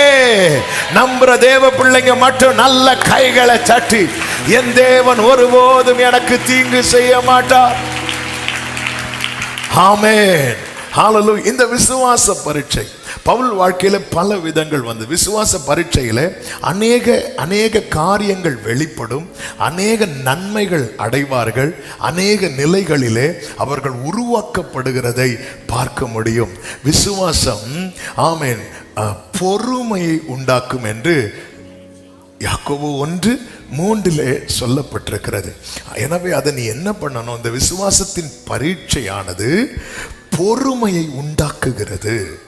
ஆமென். இந்த பரீட்சையில பவுல் வாழ்க்கையில வெளிப்பட்ட அந்த பொறுமையின் கிரியைகள். பொறுமை என்பது அமைதியா இருக்கிறது மட்டும் இல்ல. ஆன்சர் தெரியாதவன் எப்படிதான் இருப்பான்? அமைதியா தான் இருப்பான். பேச தெரியாதவன் எப்படிதான் இருப்பான்? அமைதியா தான் இருப்பான். வாயில புண்ணு இருக்கிறவன் எப்படிதான் இருப்பான்? அமைதியா தான் இருப்பான். ஆமென். அமைதியா இருக்கிறது மட்டுமல்ல பொறுமை. பொறுமை என்பது இந்த அப்போஸ்தலர் 27-28 அதிகாரத்துல பவுலிடத்துல வெளிப்பட்ட அந்த பொறுமையின் விசுவாச பரீட்சையினால் உண்டான பொறுமையின் கிரியைகள் 5 காரியங்களை பார்க்க முடியும். ஏற்கனவே 5ல் 3க்குள்ள இன்னொரு 5. ஆமென். சில பார்க்குறாங்க இதுவே எங்களுக்கு பரீட்சையா இருக்கு, இதுவே பெரிய போராட்டமா இருக்கிறது. அதுல புரிவதற்காக, எளிதில் நமக்குள்ளே ஏறுவதற்காக நீங்க வீட்டில் போய் அப்போஸ்தலர் 27-28 நல்லா படிக்கணும். இன்னைக்கு எல்லா வசனங்களும் வாசிக்க நமக்கு நேரம் இல்லை. இப்பதான் நான் செய்திக்குள்ளேயே போகிறேன். சில பார்க்குறாங்க நீங்க போங்க நாங்க போறோம், நீங்க உள்ள போங்க நாங்க வெளியே போறோம். கர்த்தர் நல்லவர். ஆமென். பவுல் 276 பேரோடு கூட பயணிக்கிறான். கப்பல்ல வந்த ஒரு பெரிய பரீட்சை என்ன அப்படின்னா, ஒரு பெரிய புயல் வீசுகிறது.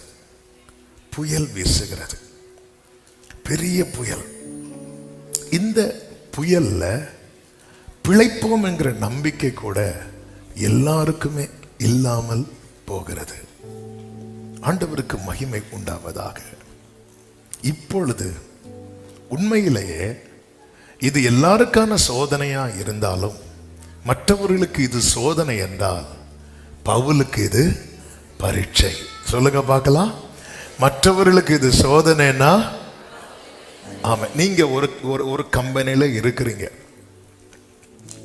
நீங்க மட்டும் ரட்சிக்கப்பட்டிருக்கிறீங்க, வேற யாரும் ரட்சிக்கப்படலை. ஓகே, அந்த கம்பெனிக்கு ஒரு பெரிய கம்பெனியை க்ளோஸ் பண்ற ரேஞ்சுக்கு ஒரு போராட்டம் வருதுன்னு வைங்களேன். வராது. ஒரு எக்ஸாம்பிள், சிலர் பார்க்கலாம், நான் இப்போதான் கம்பெனியில் ஜாயின் பண்ணேன். சில கிருபை பெற்றவங்க இருக்கிறாங்க பாருங்க, நேரம் ஒரு கம்பெனியில் போய் ஜாயின் பண்ணுவாங்க, கொஞ்ச நாள் அந்த கம்பெனியை க்ளோஸ் பண்ணிட்டு அடுத்த கம்பெனிக்கு போவாங்க. சில டைம் நம்ம நினைக்கலாம் இப்போதான் நான் ஜாயின், இப்போ வருதுன்னு வைங்களேன், அது அந்த கம்பெனிக்கு வந்த சோதனை. ஆனா நீங்க தேவ பிள்ளையா இருக்கிறதுனால அது உங்களுக்கான சோதனை அல்ல, உங்களுக்கான பரீட்சை. மீதி எல்லாருமே காமனா ஒரு ஸ்டெப் எடுப்பாங்க. ஆனா நான் என்ன எடுக்கிறேன்? ஏன்னா எனக்குள்ள தேவன் வைத்திருக்கிற விசுவாசம் எப்படிப்பட்ட விசுவாசம்? 3 சொன்னேன், சொல்லுங்க பார்க்கலாம். சூப்பர், அருமையான விசுவாசம். அடுத்து எல்லாரும் இப்ப சொல்லணும், விலையேறப்பட்ட விசுவாசம். சொல்லுங்க பார்க்கலாம். அருமையான விசுவாசம், மகா பரிசுத்தமான விசுவாசம். ஆமென். சொல்லுங்க பார்க்கலாம். இது நீங்க சொல்லிட்டே போகணும். எனக்குள்ள இருக்கிற விசுவாசம். ஆமென். அதுல கொஞ்சம் கூடுதல் குறைவு இருக்கும். அற்ப விசுவாசம் இருக்கும், ஆச்சரியமான விசுவாசம் இருக்கும். ஆமென். பேதுருவை பார்த்து என்ன சொல்லுவார்? அற்ப விசுவாசம். 100க்கு அதிபதி விசுவாசத்தை எப்படி பார்ப்பார்? அப்ப லெவல் வேறையா இருக்கும். ஆனா அந்த விசுவாசம் எப்படிப்பட்ட விசுவாசம் தெரியுமா? விலையேறப்பட்ட விசுவாசம். நமக்குள்ள இந்த விசுவாசத்தை துவக்கும்படிக்கு கிரயம் தந்த தேவனுக்கு ஸ்தோத்திரம் செலுத்த விரும்புறவங்க முழு பலத்தோடு கரங்களை தட்டி, முழு பலத்தோடு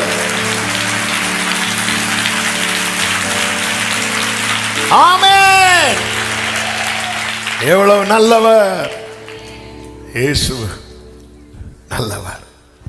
ஆமென். இந்த பரீட்சை நமக்கானது, விசேஷித்தவனுக்கானது. இதுல எல்லாரும் நம்பிக்கை இழந்து, அப்போஸ்தலர் 27வது அதிகாரம் வாசிக்க வேண்டாம், அதனுடைய 20 கடைசியில சொல்லப்பட்டிருக்கிறது, எல்லாருடைய நம்பிக்கை மற்று போனது என்று சொல்லப்பட்டிருக்கிறது. இந்த இடத்துல தான் கர்த்தருக்கு மகிமை உண்டாவதாக. அந்த விசுவாசத்தின் பரீட்சையானது எதை உண்டாக்குகிறது தெரியுமா? பொறுமையை உண்டாக்குகிறது. யாருக்குள்ள தெரியுமா? விசுவாசம் யாருக்குள்ள இருக்கிறதோ அவர்களுக்குள்ளே. அந்த 276 பேர்ல யாருக்குள்ள விசுவாசம் இருக்குது? பவுலுக்குள்ள மட்டும். பவுல் இந்த இடத்துல டூருக்கு போக கப்பல்ல ஏறல. அவன் சிறைபிடிக்கப்பட்டு கொண்டு போகப்படுகிறான். அந்த கூட்டத்தில் யாருமே, பவுல் இதுக்கு முன்னாடி நிறைய பிரச்சனைகளை சந்தித்தார். ஆனா எல்லா பிரச்சனைகளையும் அவர் மட்டும் அடி வாங்க மாட்டார், கூட ஒருத்தனையும் கூட்டிட்டு போய் அடி வாங்கி கொடுப்பார். ஆமா, அப்படியும் கிருபை பெற்றவங்க இருக்கிறாங்க. நான் மட்டும் வாங்கக்கூடாது அப்படி பார்க்குறாரு. ஆண்டவர் வந்து ட்ரீம்ல பேசுறார். இவர் பித்தினியாவுக்கு போக முயற்சிக்கும் போது ஆண்டவர் சொல்றார், நீ மக்கதோனியாவுக்கு போ. ஒருவேளை அங்க அடி ஜாஸ்தியா இருக்குமோ? எதுக்கும் ஷீலா நீயும் என் கூட. ஷீலானா ஷீலா கிடையாது. ஏன்னா ஒருத்தர் கேட்டார், ஷீலானா அவங்க ஒய்ஃபானு. இல்லை ஷீலான்னு இன்னொருத்தர், பவுல மாதிரி இன்னொரு சீஷன். வா, எதுக்கு நம்ம போகலாம். ஃபர்ஸ்ட் மார்க்கோ கூப்பிட்டாரு. மார்க் உஷாரா, நான் வரலப்பான்ட்டாரு. வா ஓடிடு. இப்போ அங்கே போய் அடி. எங்கே போனாலும் கூட 2 பேரை கூட்டிட்டு போய் ஃபர்ஸ்ட் பர்னபாவை கூட்டிட்டு போய் அடி வாங்கி கொடுத்தாரு. அடி வாங்கி கொடுத்தாருன்னா அப்படி அல்ல. ஆமாம். ஆனால் இந்த இடத்துல அவர் கம்பெனிக்கு யாருமே கிடையாது. தனியா 14 நாள் இவங்க யாருமே சாப்பிடவே இல்லை. பவுல் அப்படியே உட்கார்ந்து இருக்கிறான். இது விசுவாச பரீட்சை, இது சோதனை அல்ல, இது பரீட்சை என்பதை பவுல் புரிந்து கொள்ள 14 நாள் ஆச்சு. பவுலுக்கே 14 நாள் ஆச்சுன்னா நமக்கெல்லாம் 14 வருஷம் தாண்டினாலும் நம்ம எல்லாம் அவங்களுக்கும் எத்தனை பேர் அவங்க கூட சேர்ந்து நாங்கள் 10 பேர், நாங்கள் 15 பேர், நாங்கள் 276 பேர். இது வந்து சோதனை. எல்லாரும் 14 நாளா சாப்பிடவே இல்லை, எதுவுமே சாப்பிடல. ஆமே. 33வது வசனத்தில் சொல்லப்பட்டிருக்கிறது, பொழுது விடுகையில் எல்லாரும் போஜனம் பண்ணும்படி பவுல் அவர்களுக்கு தைரியம் சொல்லி, நீங்கள் இன்று 14 நாளாய் ஒன்றும் சாப்பிடாமல் பட்டினியாய் இருக்கு. ஒண்ணுமே 14 நாள் சாப்பிட. ஏன் சாப்பிடல சொல்லுங்க பார்க்கலாம். போச்சு. அதாவது சாப்பிட்டு உயிரோடு இருந்து தண்ணியில மூழ்கி சாவதை விட சாப்பிடாம அப்படி பசியிலே மயங்கி விழுந்து செத்தா சாவுறது நமக்கு தெரியாது. சில பார்க்குறாங்க, இது நல்ல ஐடியாவா இருக்கு. இவங்க செட்டப்ப சொல்றேன். அப்படி மயங்கி பசியில என்ன எப்படி 14 நாள் சாப்பிடாம இருந்திருப்பான். 14 நாள் சாப்பிடாதவங்களையும் உயிரோட வைத்தது அவருடைய தயவு. ஏன்னா கர்த்தர் அங்க சொல்லுவார், ஆமென், 24வது வசனத்துல, இதோ உன்னோட கூட யாத்திரை பண்ணுகிற யாவரையும் தேவன் உனக்கு தயவு பண்ணினார். கைகளை உயர்த்தி ஒரு ஆமென் சொல்லுங்க. இப்ப 14 நாளா சாப்பிடவே இல்லை. அவன் பவுலுக்கு வந்து 14 நாள் ஆச்சு. இது வந்து பரீட்சை. மற்ற 275 பேருக்கு இது என்னது? சோதனை. விசேஷித்தவனுக்கு இது என்னது? பரீட்சை. ஒரு தேவ பிள்ளை இப்படி பார்க்க ஆரம்பிச்சிட்டீங்கன்னா நீங்க எழும்பி நின்றுவீங்க. ஒரு ஆமென் சொல்லுங்க பார்க்கலாம். நீங்க எழும்பி நின்றுவீங்க. ஆமென். 14வது நாள்ல 21வது வசனத்தை பாருங்கள். அநேக நாள் அவர்கள் போஜனம் பண்ணாமல் இருந்தபோது பவுல் அவர்கள் நடுவிலே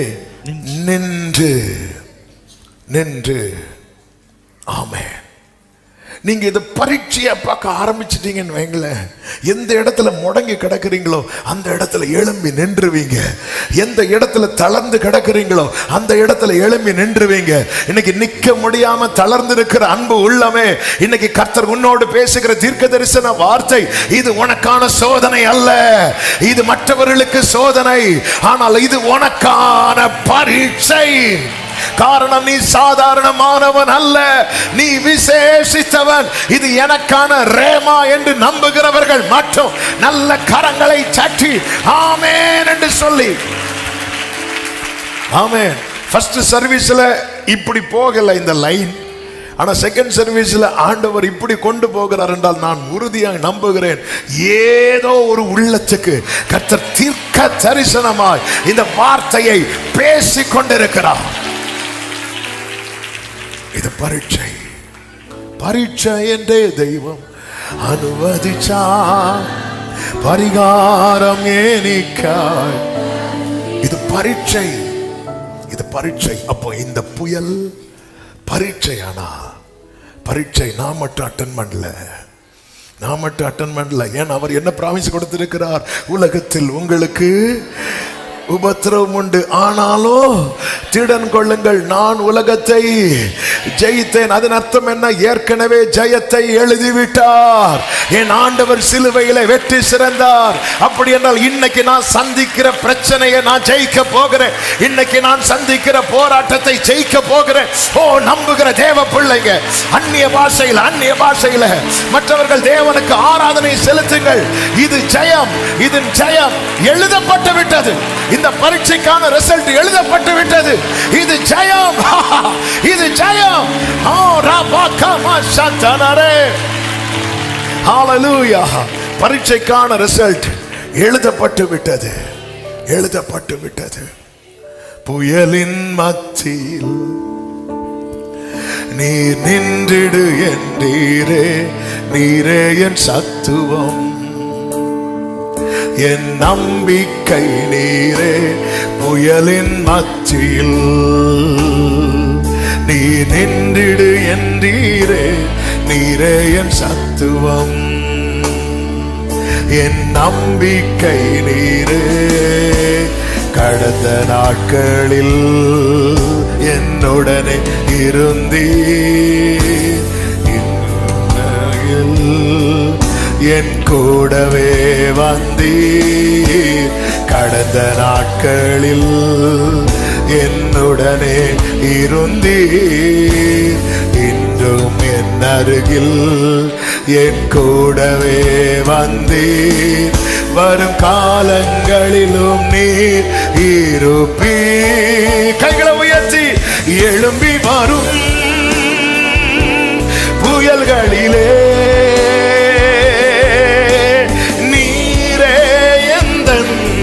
கண்மலை பொங்கி வரும் அலைகள் மேலே உம் பாதத்தின் சுவடுகளே. எழும்பி வரும், எழும்பி வரும். ஓரா மகனா மாசேகரே மாமா தனரோ. ஹalleluya. பொங்கி வரும் glory பாதத்தின்.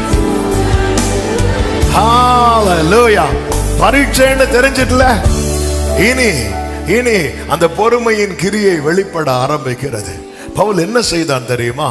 அவன் எல்லார் நடுவில் எழுந்து நின்று தன்னுடைய நம்பிக்கையை வெளிப்படுத்துகிறான். அவன் வெளிப்படுத்தின நம்பிக்கை 22 முதல் 25 வரை வாசிக்க வேண்டாம். அதை வேணாம், மார்க் பண்ணி வச்சுக்கோங்க. அவன் வெளிப்படுத்தின நம்பிக்கை ஒன்று என்ன தெரியுமா? நான் அவருக்கு சொந்தமானவன். பரீட்சையில நம்ம எந்த நம்பிக்கையை கன்ஃபஸ், எந்த விசுவாசத்தை அறிக்கை பண்ணணும் தெரியுமா? நான் அவருக்கு சொந்தமானவன். அதை தான் என்ன சொல்லுகிறான் தெரியுமா? என்னை ஆட்கொண்டவரும். அந்த கூட்டத்தில் அவன் என்ன சொல்லவில்லை? நம்மை ஆட்கொண்டவர் என்று சொல்லவில்லை. ஏன்னா மற்ற யாருமே கிறிஸ்துவை இன்னும் ஏற்றுக்கொள்ளவில்லை. அந்த கூட்டத்தில் இவன் மட்டுமே இருக்கிறான். ஹalleluya. இப்படிப்பட்ட சோதனைகள், வேதனைகள், நெருக்கங்கள் மத்தியிலே மற்றவர்கள் புலம்பும் போது, வாழ்க்கையே முடிஞ்சுன்னு சொல்லும் போது, அந்த கூட்டத்தில் நீங்க தனி நபரா இருந்தாலும் உங்கள் விசுவாசத்தை அறிக்கை செய்யுங்கள். சொல்லுங்கள், நான் அவருக்கு சொந்தம். எல்லாரும் வலது கரத்தை உயர்த்தி விரும்புறவங்க, நான் எல்லாரும் சொன்னா கம்பல் பண்ணல, கோச்சிக்காதீங்க. விரும்புற தேவ பிள்ளைங்க கைகளை உயர்த்தி சத்தமா, நான் அவருக்கு சொந்தமானவன், நான் அவருக்கு சொந்தமானவள். சத்தமா ஆமென் சொல்லுங்க பார்க்கலாம். அப்போ இப்படிப்பட்ட பரீட்சையில நாம இதை கன்ஃபஸ் பண்ணணும். நான் உம்முடையவன், நான் உம்முடையவன். அடுத்து சொல்றாரு, நான் சேவிக்கிறவரும், நான் அவருக்கு ஊழியக்காரன், நான் அவரை ஆராதிக்கிறவன், நான் அவரை வழிபடுகிறவன், நான் இயேசுவை சேவிக்கிறவன், நான் இயேசுவை ஆராதிக்கிறவன். அவன் அறிக்கை பண்றான். சபை நடுவில் இல்ல, மொத்த நம்பிக்கை இழந்த கூட்டத்துல 37வது அதிகாரம் எசேக்கியேலை அறிக்கை பண்ண வச்சார்ல, நீ பேசு அப்படிங்கிறார். நீ பேசு. நீங்க இத சோதனையா பாத்தீங்கன்னா உங்க வாயில புலம்பல் வரும். பரீட்சையா பாத்தீங்கன்னா உங்க வாயில விசுவாச அறிக்கை வரும். ஆமென், ஆமென். ஐயோ, நேற்று தானே புலம்பிட்டு இருந்தேன், இது தெரிஞ்சிருந்தா நான் அறிக்கை பண்ணிருப்பேனே. இன்னும் இருக்கு. ஆமென். ஏன்னா ஆண்டவர் என்ன சொல்லுவார், நீ காலாட்களோடு ஓடும் போதே சோர்ந்து போவாய், ஆனால் குதிரைகளோடு எப்படி ஓடுவேன். ஆண்டவரே எப்போ வருவீர்? அடுத்த நாளைக்கு மேக்ஸ் எக்ஸாமா, சீக்கிரம் வரும் மாறனாதா. நாளைக்கு ரிசல்ட் வருதா, ஆண்டவரே இப்போ வரும், இறங்கி வரும். ஹல்லேலூயா. நிறைய பேர் ஆண்டவர் எப்போ வருவார்னு கேட்கறது எதுக்கு தெரியுமா? ஆமென். ஜீசஸ். ஆண்டவருக்கு மாத்திரம் மகிமை. நான் சேவிக்கிறேன். அவன் கன்ஃபஸ் பண்றான். மூன்றாவது என்ன சொல்லுகிறான் தெரியுமா? கர்த்தர் தன்னோடு பேசின வார்த்தையை சொல்லுகிறான். 24வது வசனம், பவுலே பயப்படாதே, நீ ராயனுக்கு முன்பாக நிற்க வேண்டும், நீ ராயனுக்கு முன்பாக நிற்க வேண்டும். ஆண்டவர் சொன்ன வார்த்தை இது. எங்க சொன்னார் தெரியுமா? எங்க சொன்னார்? இது ஏற்கனவே சொன்னது. 23வது அதிகாரம் 11வது வசனத்துல, அன்று ராத்திரியிலே கர்த்தர் பவுலின் அருகே நின்று கைகளை உயர்த்தி ஒரு ஆமென் சொல்லுங்க பார்க்கலாம். அதாவது சபை அதாவது கொண்டாட வேண்டிய இடம் ஒன்று இருக்கும் பாருங்க. பைபிள் நீங்க இப்படி படிச்சுட்டே வருவீங்க பாருங்க. சில இடத்துல நின்று ஹல்லேலூயா அப்படி சொல்லிட்டு அடுத்து படிக்கணும். அப்படிப்பட்ட இடங்களாக்க இது. ஆமென். கர்த்தர் அவனோடு அப்படி சொல்லியிருக்கலாம்ல. இப்படித்தானே பைபிள்ல நிறைய இடத்துல இருக்கு. ஆனா சில பர்டிகுலர் இடம் வரும்போது கர்த்தர் அவன் அருகே நின்று திடங்கொள் அப்படிம்பார். நீங்க பைபிள்ல படிச்சீங்கன்னா, பயப்படாதே, கலங்காதே, திடன்கொள், தைரியமாயிரு, பலப்படு, இப்படி எல்லாம் பேசுறாருனாலே அவர் எங்க இருந்து பேசுறார் தெரியுமா? பக்கத்துல நின்று, அருகில் நின்று. ஏன் அருகில் நிற்கிறார்னா, முந்தின வசனத்துல பாத்தீங்கன்னா ஒரு மிகுந்த கலக்கம் உண்டானதும் எல்லாரும் பவுலை என்ன செய்து போட்டுருவாங்க? பீறி போட்டுருவாங்கன்னு பயந்து அவனை கோட்டைக்குள்ள கொண்டு போறாங்க. ஆமே, அவனை பீறி போட்டுருவாங்க.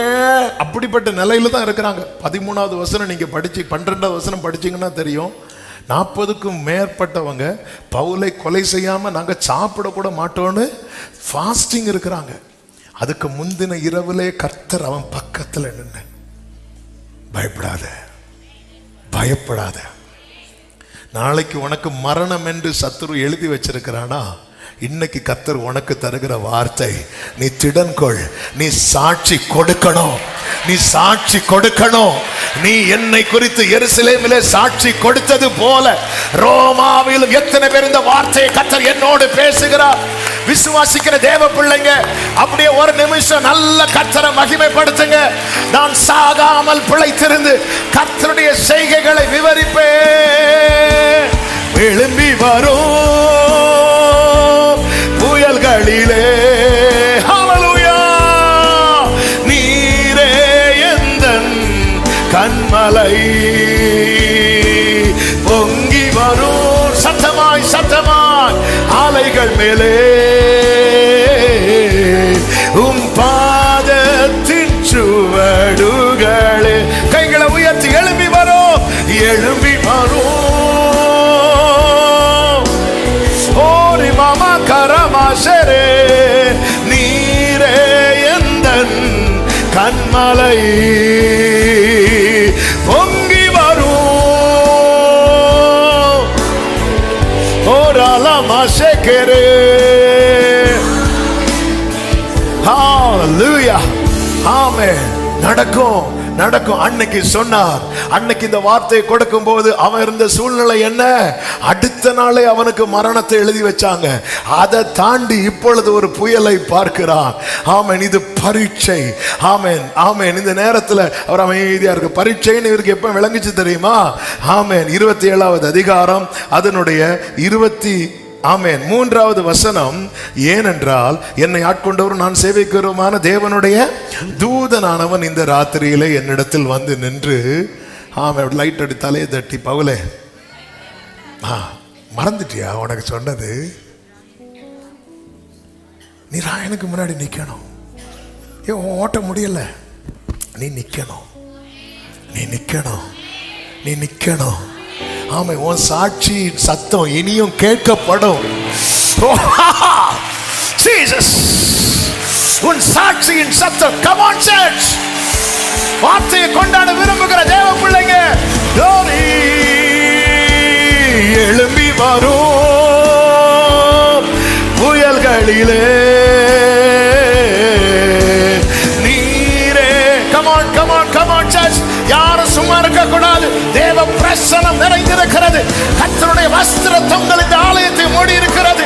விடுதலை நடக்கிறது, சுகம் நடக்கிறது, கட்டுகள் உடைகிறது, கட்டுகள் உடைகிறது, வியாதிகள் மறைகிறது. எழும்பி வரும், எழும்பி வரும்.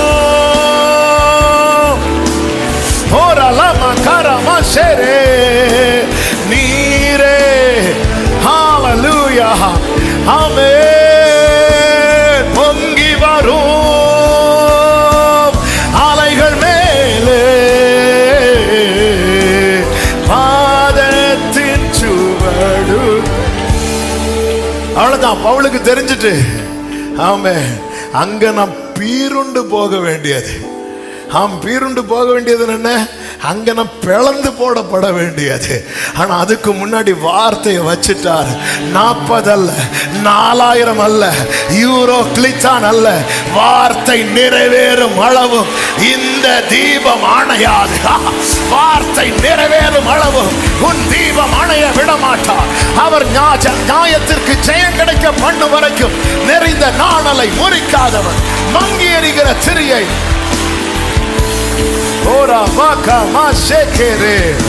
அவன் சொல்றான். அது மட்டுமல்ல, அடுத்தவன் என்ன அறிக்கை பண்றான் தெரியுமா? 4வதாக, என் கூட இருக்கிறவங்களுக்கு தயவு, என் கூட இருக்கிறவங்களுக்கு தயவு. ஆமென், ஆமென். இதை கன்ஃபஸ் பண்ணணும். ஆமென். அது எப்படி ஏன் சாத்தியம் ஆகாது? ஆமென். நோவாவுக்கும் குடும்பத்துக்கும் கிருபை கிடைச்சதுன்னா பைபிள்ல இருக்கு. நோவாவுக்கும், அப்ப கர்த்தருடைய கண்கள் யாருக்கு மட்டும்தான் கிருபை கிடைச்சது? நோவா தன் குடும்பத்தை காக்க. அவன், எனக்கு அப்பா கண்ணில் கிருபை கிடைச்சா என் குடும்பத்துக்கும் கிடைக்கும். நம்புற தேவ பிள்ளை, கமான். ஆமென். வார்த்தை வெளிப்படும் போது என் கூட இருக்கிறவங்களுக்கு தயவு. சொல்லுங்க, என் கூட இருக்கிறவங்களுக்கு தயவு, என் கூட இருக்கிறவங்களுக்கு தயவு, என்னை சூழ்ந்திருக்கிறவர்களுக்கு தயவு.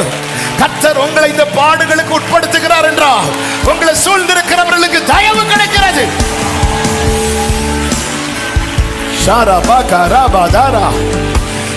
ஆமென், ஆமென்.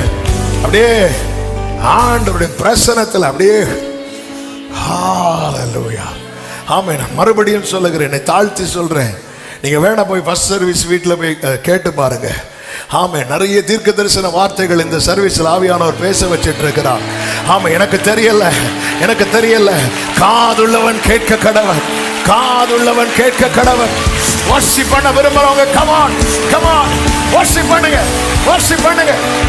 S, yes, yes, worship him, worship him. நீ சாட்சி சொல்ல போற. உன் சாப்டர் க்ளோஸ் ஆகல. உன்னுடைய chapter next page, next page. ஒரு புதிய பக்கம், ஒரு புதிய பக்கம், ஒரு புதிய பக்கம். glory. எழும்பி வரும் புயல்களிலே நீரே எந்தன் கண்மலை. பொங்கி வரும்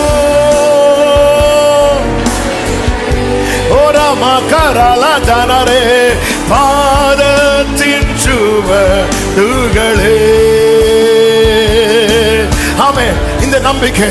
குடும்பத்தை குறித்து பாரப்படுகிற சகோதரா, குடும்பத்தை குறித்து பாரப்படுகிற சகோதரி, ஆமென், பாடுகள் நிமித்தம், போராட்டத்தின் நிமித்தம் சோர்ந்து போய் துவண்டிருக்கிறாயோ, இன்னைக்கு கர்த்தர் தம்முடைய தூதனை அனுப்பி உனக்கு சொல்லுகிறார், பயப்படாதே பவுலே, நீ ராயனுக்கு முன்பாக நிற்க வேண்டும். நீ ராயனுக்கு முன்பாக.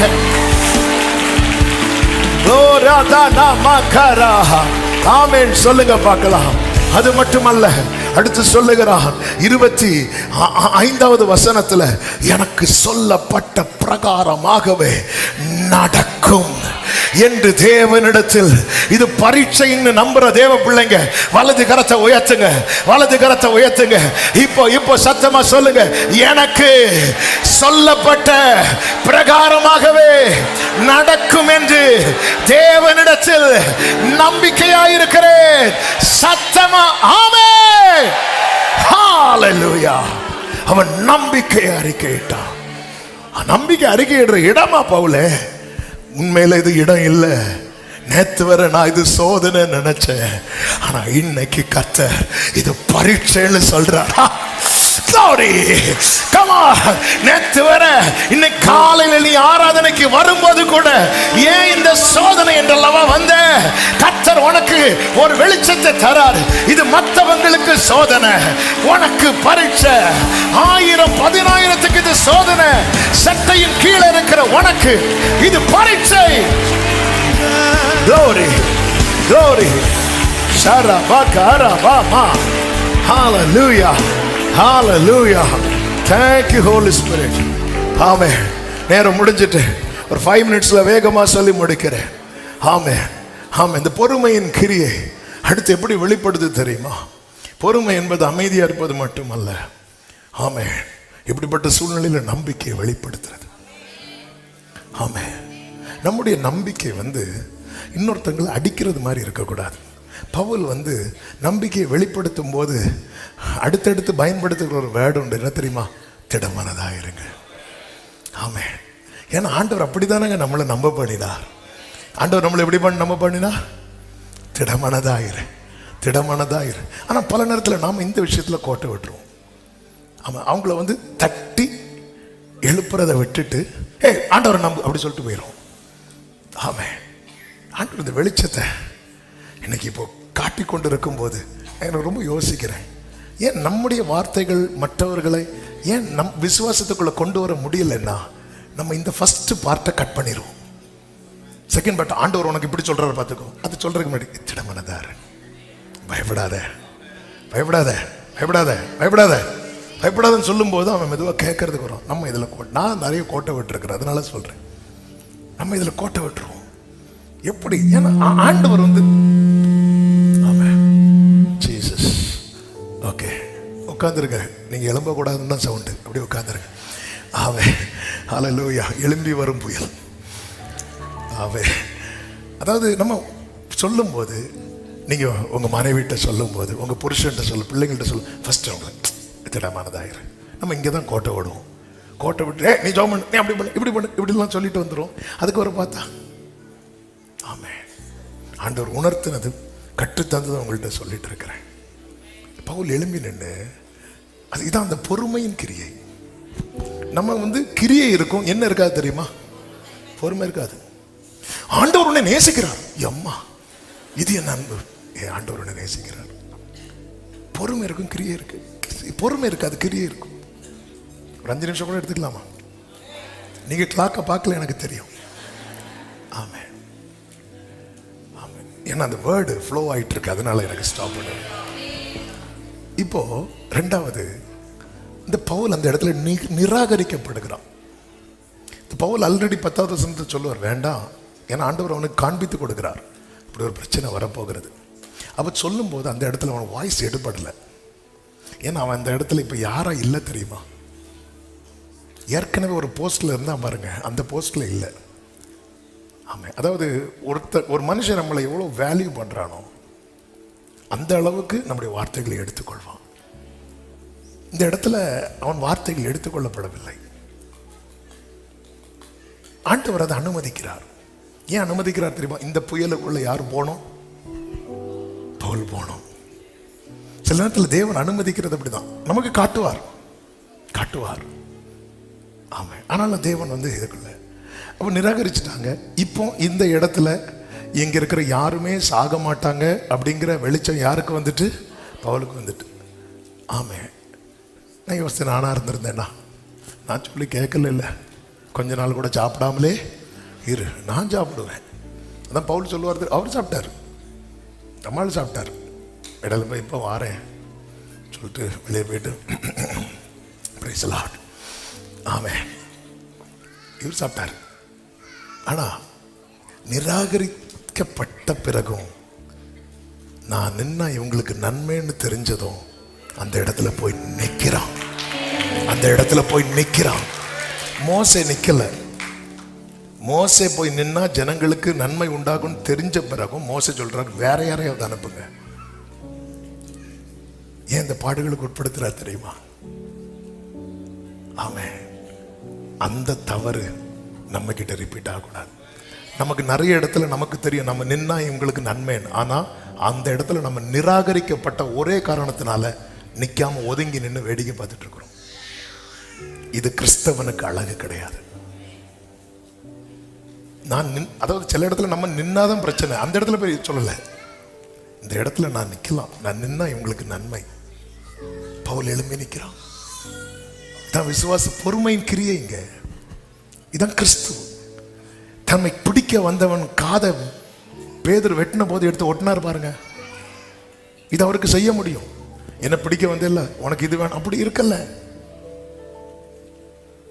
இதை செய்யறான். அவன் நன்மையா நிற்கிறான். ஏன்னா அவன் இதை எப்படி பார்க்கறான் தெரியுமா? இது விசுவாச பரீட்சை. மற்றவங்க இதை எப்படி பார்த்தாங்க? சோதனையா பார்க்கிறவங்க என்ன பண்ணாங்க? 42வது வசனத்துல எல்லாரையும் கொன்று போட போர் சேவகர் யோசனையா இருந்தார்கள் சொல்லப்பட்டிருக்கிறது. அதன் அர்த்தம் என்ன? சோதனையா பார்க்கிறவன் அடுத்தவனை காயப்படுத்துவான், பரீட்சையா பார்க்கிறவன் அடுத்தவனை திடப்படுத்துவான். நமக்கு ஒரு பிரச்சனையை நாம சந்திக்கிற பிரச்சனையை சோதனையா பார்த்தா வார்த்தைகளினால செயல்களினால மற்றவர்களை காயப்படுத்துவோம். பரீட்சையா பார்த்தா வார்த்தையினால செயல்களினால மற்றவர்களை திடப்படுத்துவோம். தேவன் நம்மை மற்றவர்களை தாக்க அழைக்கவில்லை, ஒருவர் அன்பினாலே தாங்க அழைத்திருக்கிறார். கைகளை உயர்த்தி ஒரு ஆமென் சொல்லுவோமா? அதாவது ஒவ்வொரு செய்திக்குள்ள வரும்போதுதான் நம்ம இன்னும் கரையில தான் கடந்து நான் என்ன சொல்லிட்டு இருக்கிறேன். எங்க ஆழத்துல முத்து எடுத்து அங்க காதில் இங்க அப்படி நிறைய முத்து எடுத்துட்டீங்க. ஆமே. ஒவ்வொரு நான் நிராகரிக்கப்பட்ட இடத்துல நான் போய் நின்று அந்த இடத்துல நன்மை உண்டாகும் தெரிஞ்சதும், ஆனா அந்த இடத்துல எனக்கு வாய்ஸ் இல்லை, நான் போய் நிற்பேனா? ஆண்டவர் ஊமை சொல்லும் போது நல்ல சமாரியனை தான் அங்க கொண்டு வரார். சமாரியனுக்கு யூதனுக்கு ஆகாதே, ஆனா சமாரியன் நினைச்சு அவனை காப்பாற்ற முடியும். அப்படின்னதும் அவன் நான் சமாரியன், ஏன்னா அவனுக்கு பிடிக்காது, இதெல்லாம் அவர் யோசிக்காம அந்த மனதுருகி இதுக்கு தான் உட்படுத்துகிறார். இந்த சுபாவம் என்கிட்ட வரணும்.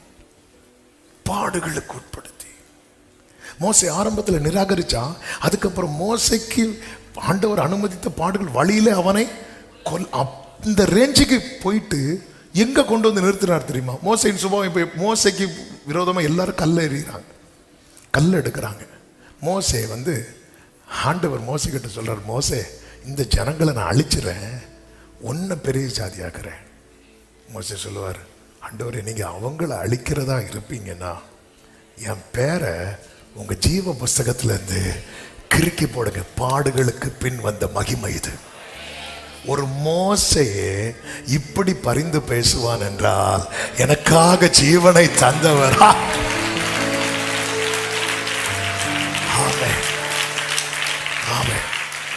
நம்பாம போன பின்பு நன்மையாக நின்றான். கப்பர் சேதம் உண்டாகும் என்று அறிந்தும் அதை ஏற்றுக்கொண்டான். 27வது அதிகாரம் அதனுடைய 14 நிற்க வேண்டும், 26 விழ வேண்டும். ரெண்டையும் அக்செப்ட் பண்றார். இதான் பொறுமையின் கிரியை. நீ ராயனுக்கு முன்பாய் நிற்க வேண்டும். ஆமென். நீ ஒரு தீவில் விழ வேண்டும். அது என் கணவருக்கு. அவருக்கு சிலர் அடிபட்டாதான். ஆமென். கடந்த சில மாதங்களுக்கு முன்பதாக ஒரு ஜெப குறிப்பு வந்துச்சு. அவங்க ஆன்லைனில் பார்க்குறாங்களே, பேர் ஊர் சொல்லாதனால கோச்சிக்க மாட்டாங்க. அவங்க என்னென்னா, பாஸ்டர் என் கணவனுக்கு 45 வயது, 50 வயது இருக்கும். ஆமென்.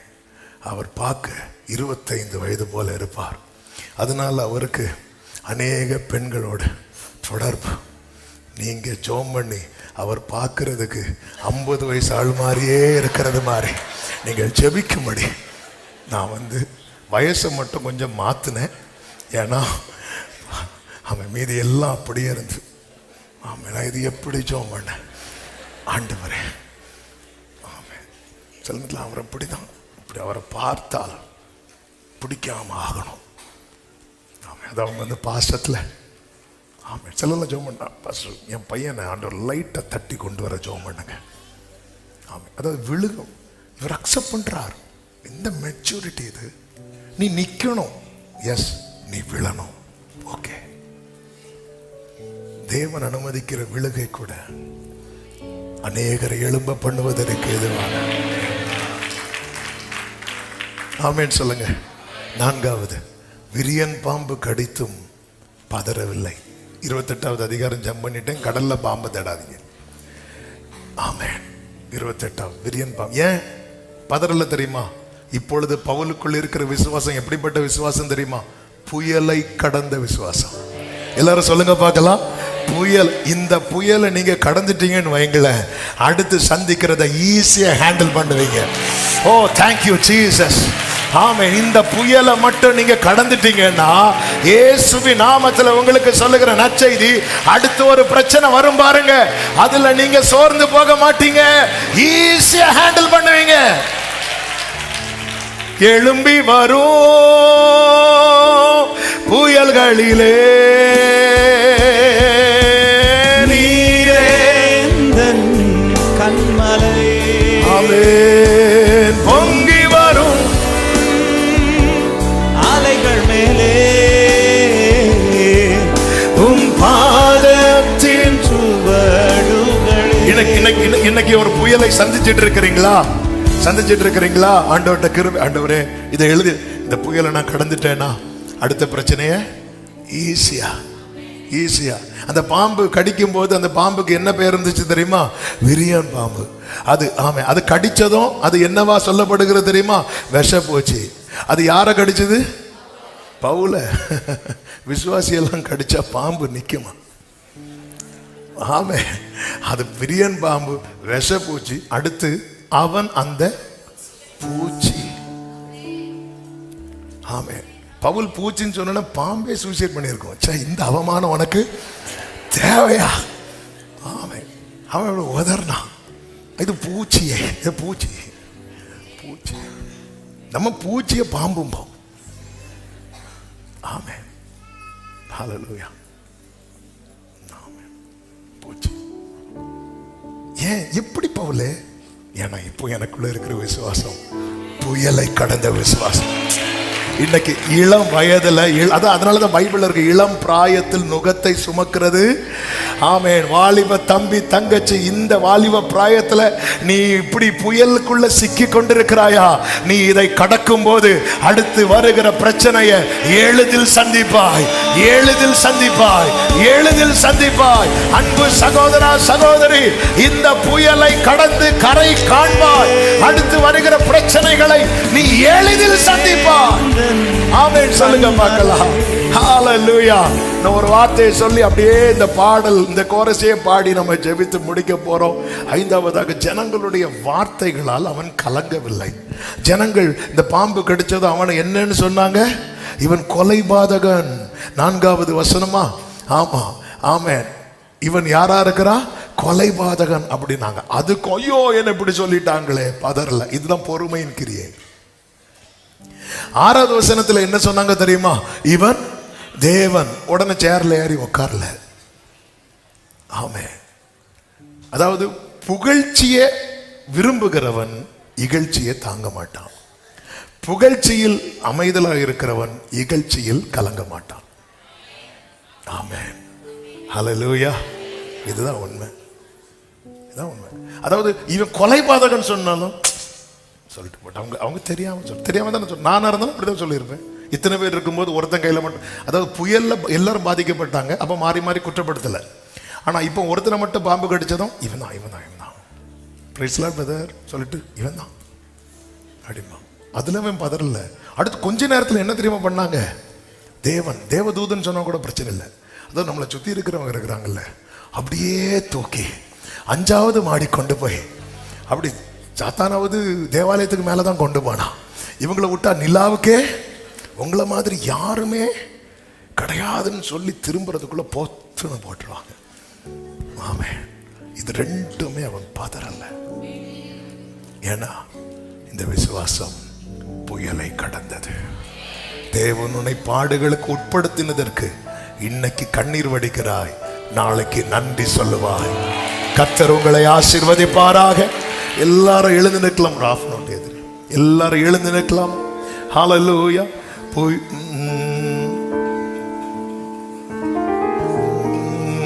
புயலின் மத்தியில்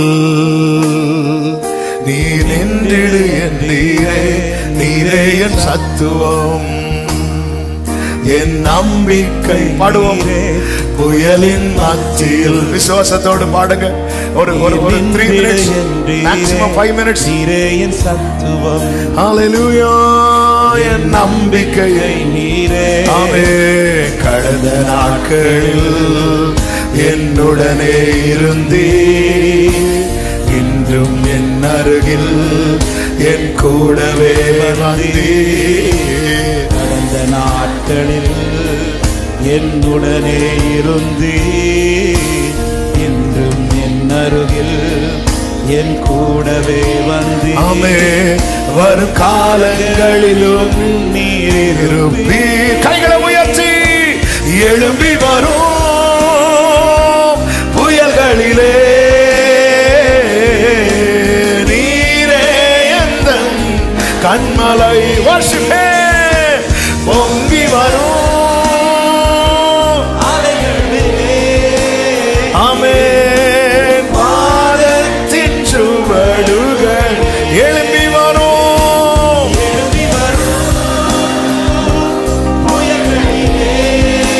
Oh, you alone my rock. பொங்கி வரும், பொங்கி வரும் பாதத்தின் சுவடுகளே. ஆமென். வியாதியின் மத்தியில் நீர் எழும்பு என்றீரே, யெகோவா ராஃபா,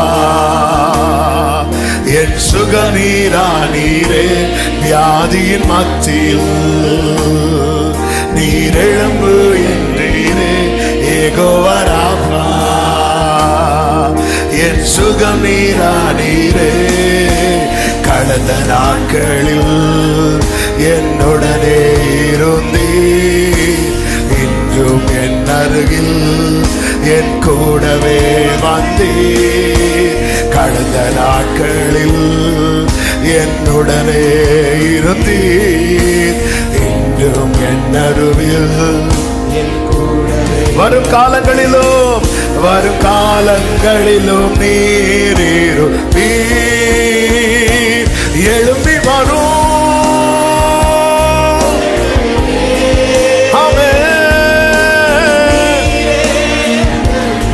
கண்மலை. பொங்கி வரும் அலைகள் மேலே பாதத்தின். ஓ, எழும்பி வரும், எழும்பி வரும் நீரே என் கண்மலை. ஹல்லேலூயா. பொங்கி வரும். ஆமென். ஹல்லேலூயா. நல்ல கரங்களை தட்டி ஆமென். எந்த கல்லறையின் கல்லை திறந்திடுவேன். glory.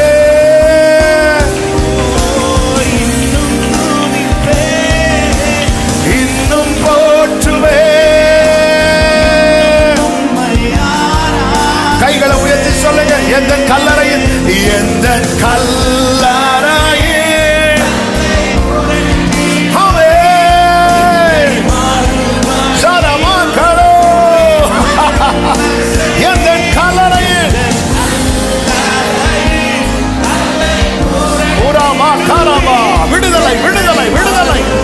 சிறையிருப்பிலிருந்து விடுதலை, கட்டுகளிலிருந்து விடுதலை. எந்த கல்லறையே ஓ ரமா சேகரே மகலா மகரமா, வியாதியிலிருந்து விடுதலை, மரண கண்ணியிலிருந்து விடுதலை, விடுதலை, விடுதலை, விடுதலை, விடுதலை, விடுதலை. In the mighty powerful name of Jesus Christ, இயேசுவின் நாமத்திலே ஆமென். பாடுவோம். இன்னும் துதிப்பேன், இன்னும் உம்மை ஆமென். Glory. Hallelujah. இப்ப எல்லாரும் சேர்ந்து ஒரே சத்தமாய் கைகளை உயர்த்தி நல்லவர், நல்லவர், வல்லவர், Glory. நல்லவர், நல்லவர், நல்லவர். சேம்ராமா பிரார்த்தனரே. ஆமென். சபை மட்டும் பாடுங்கள். இன்னும் துதிப்பேன், இன்னும்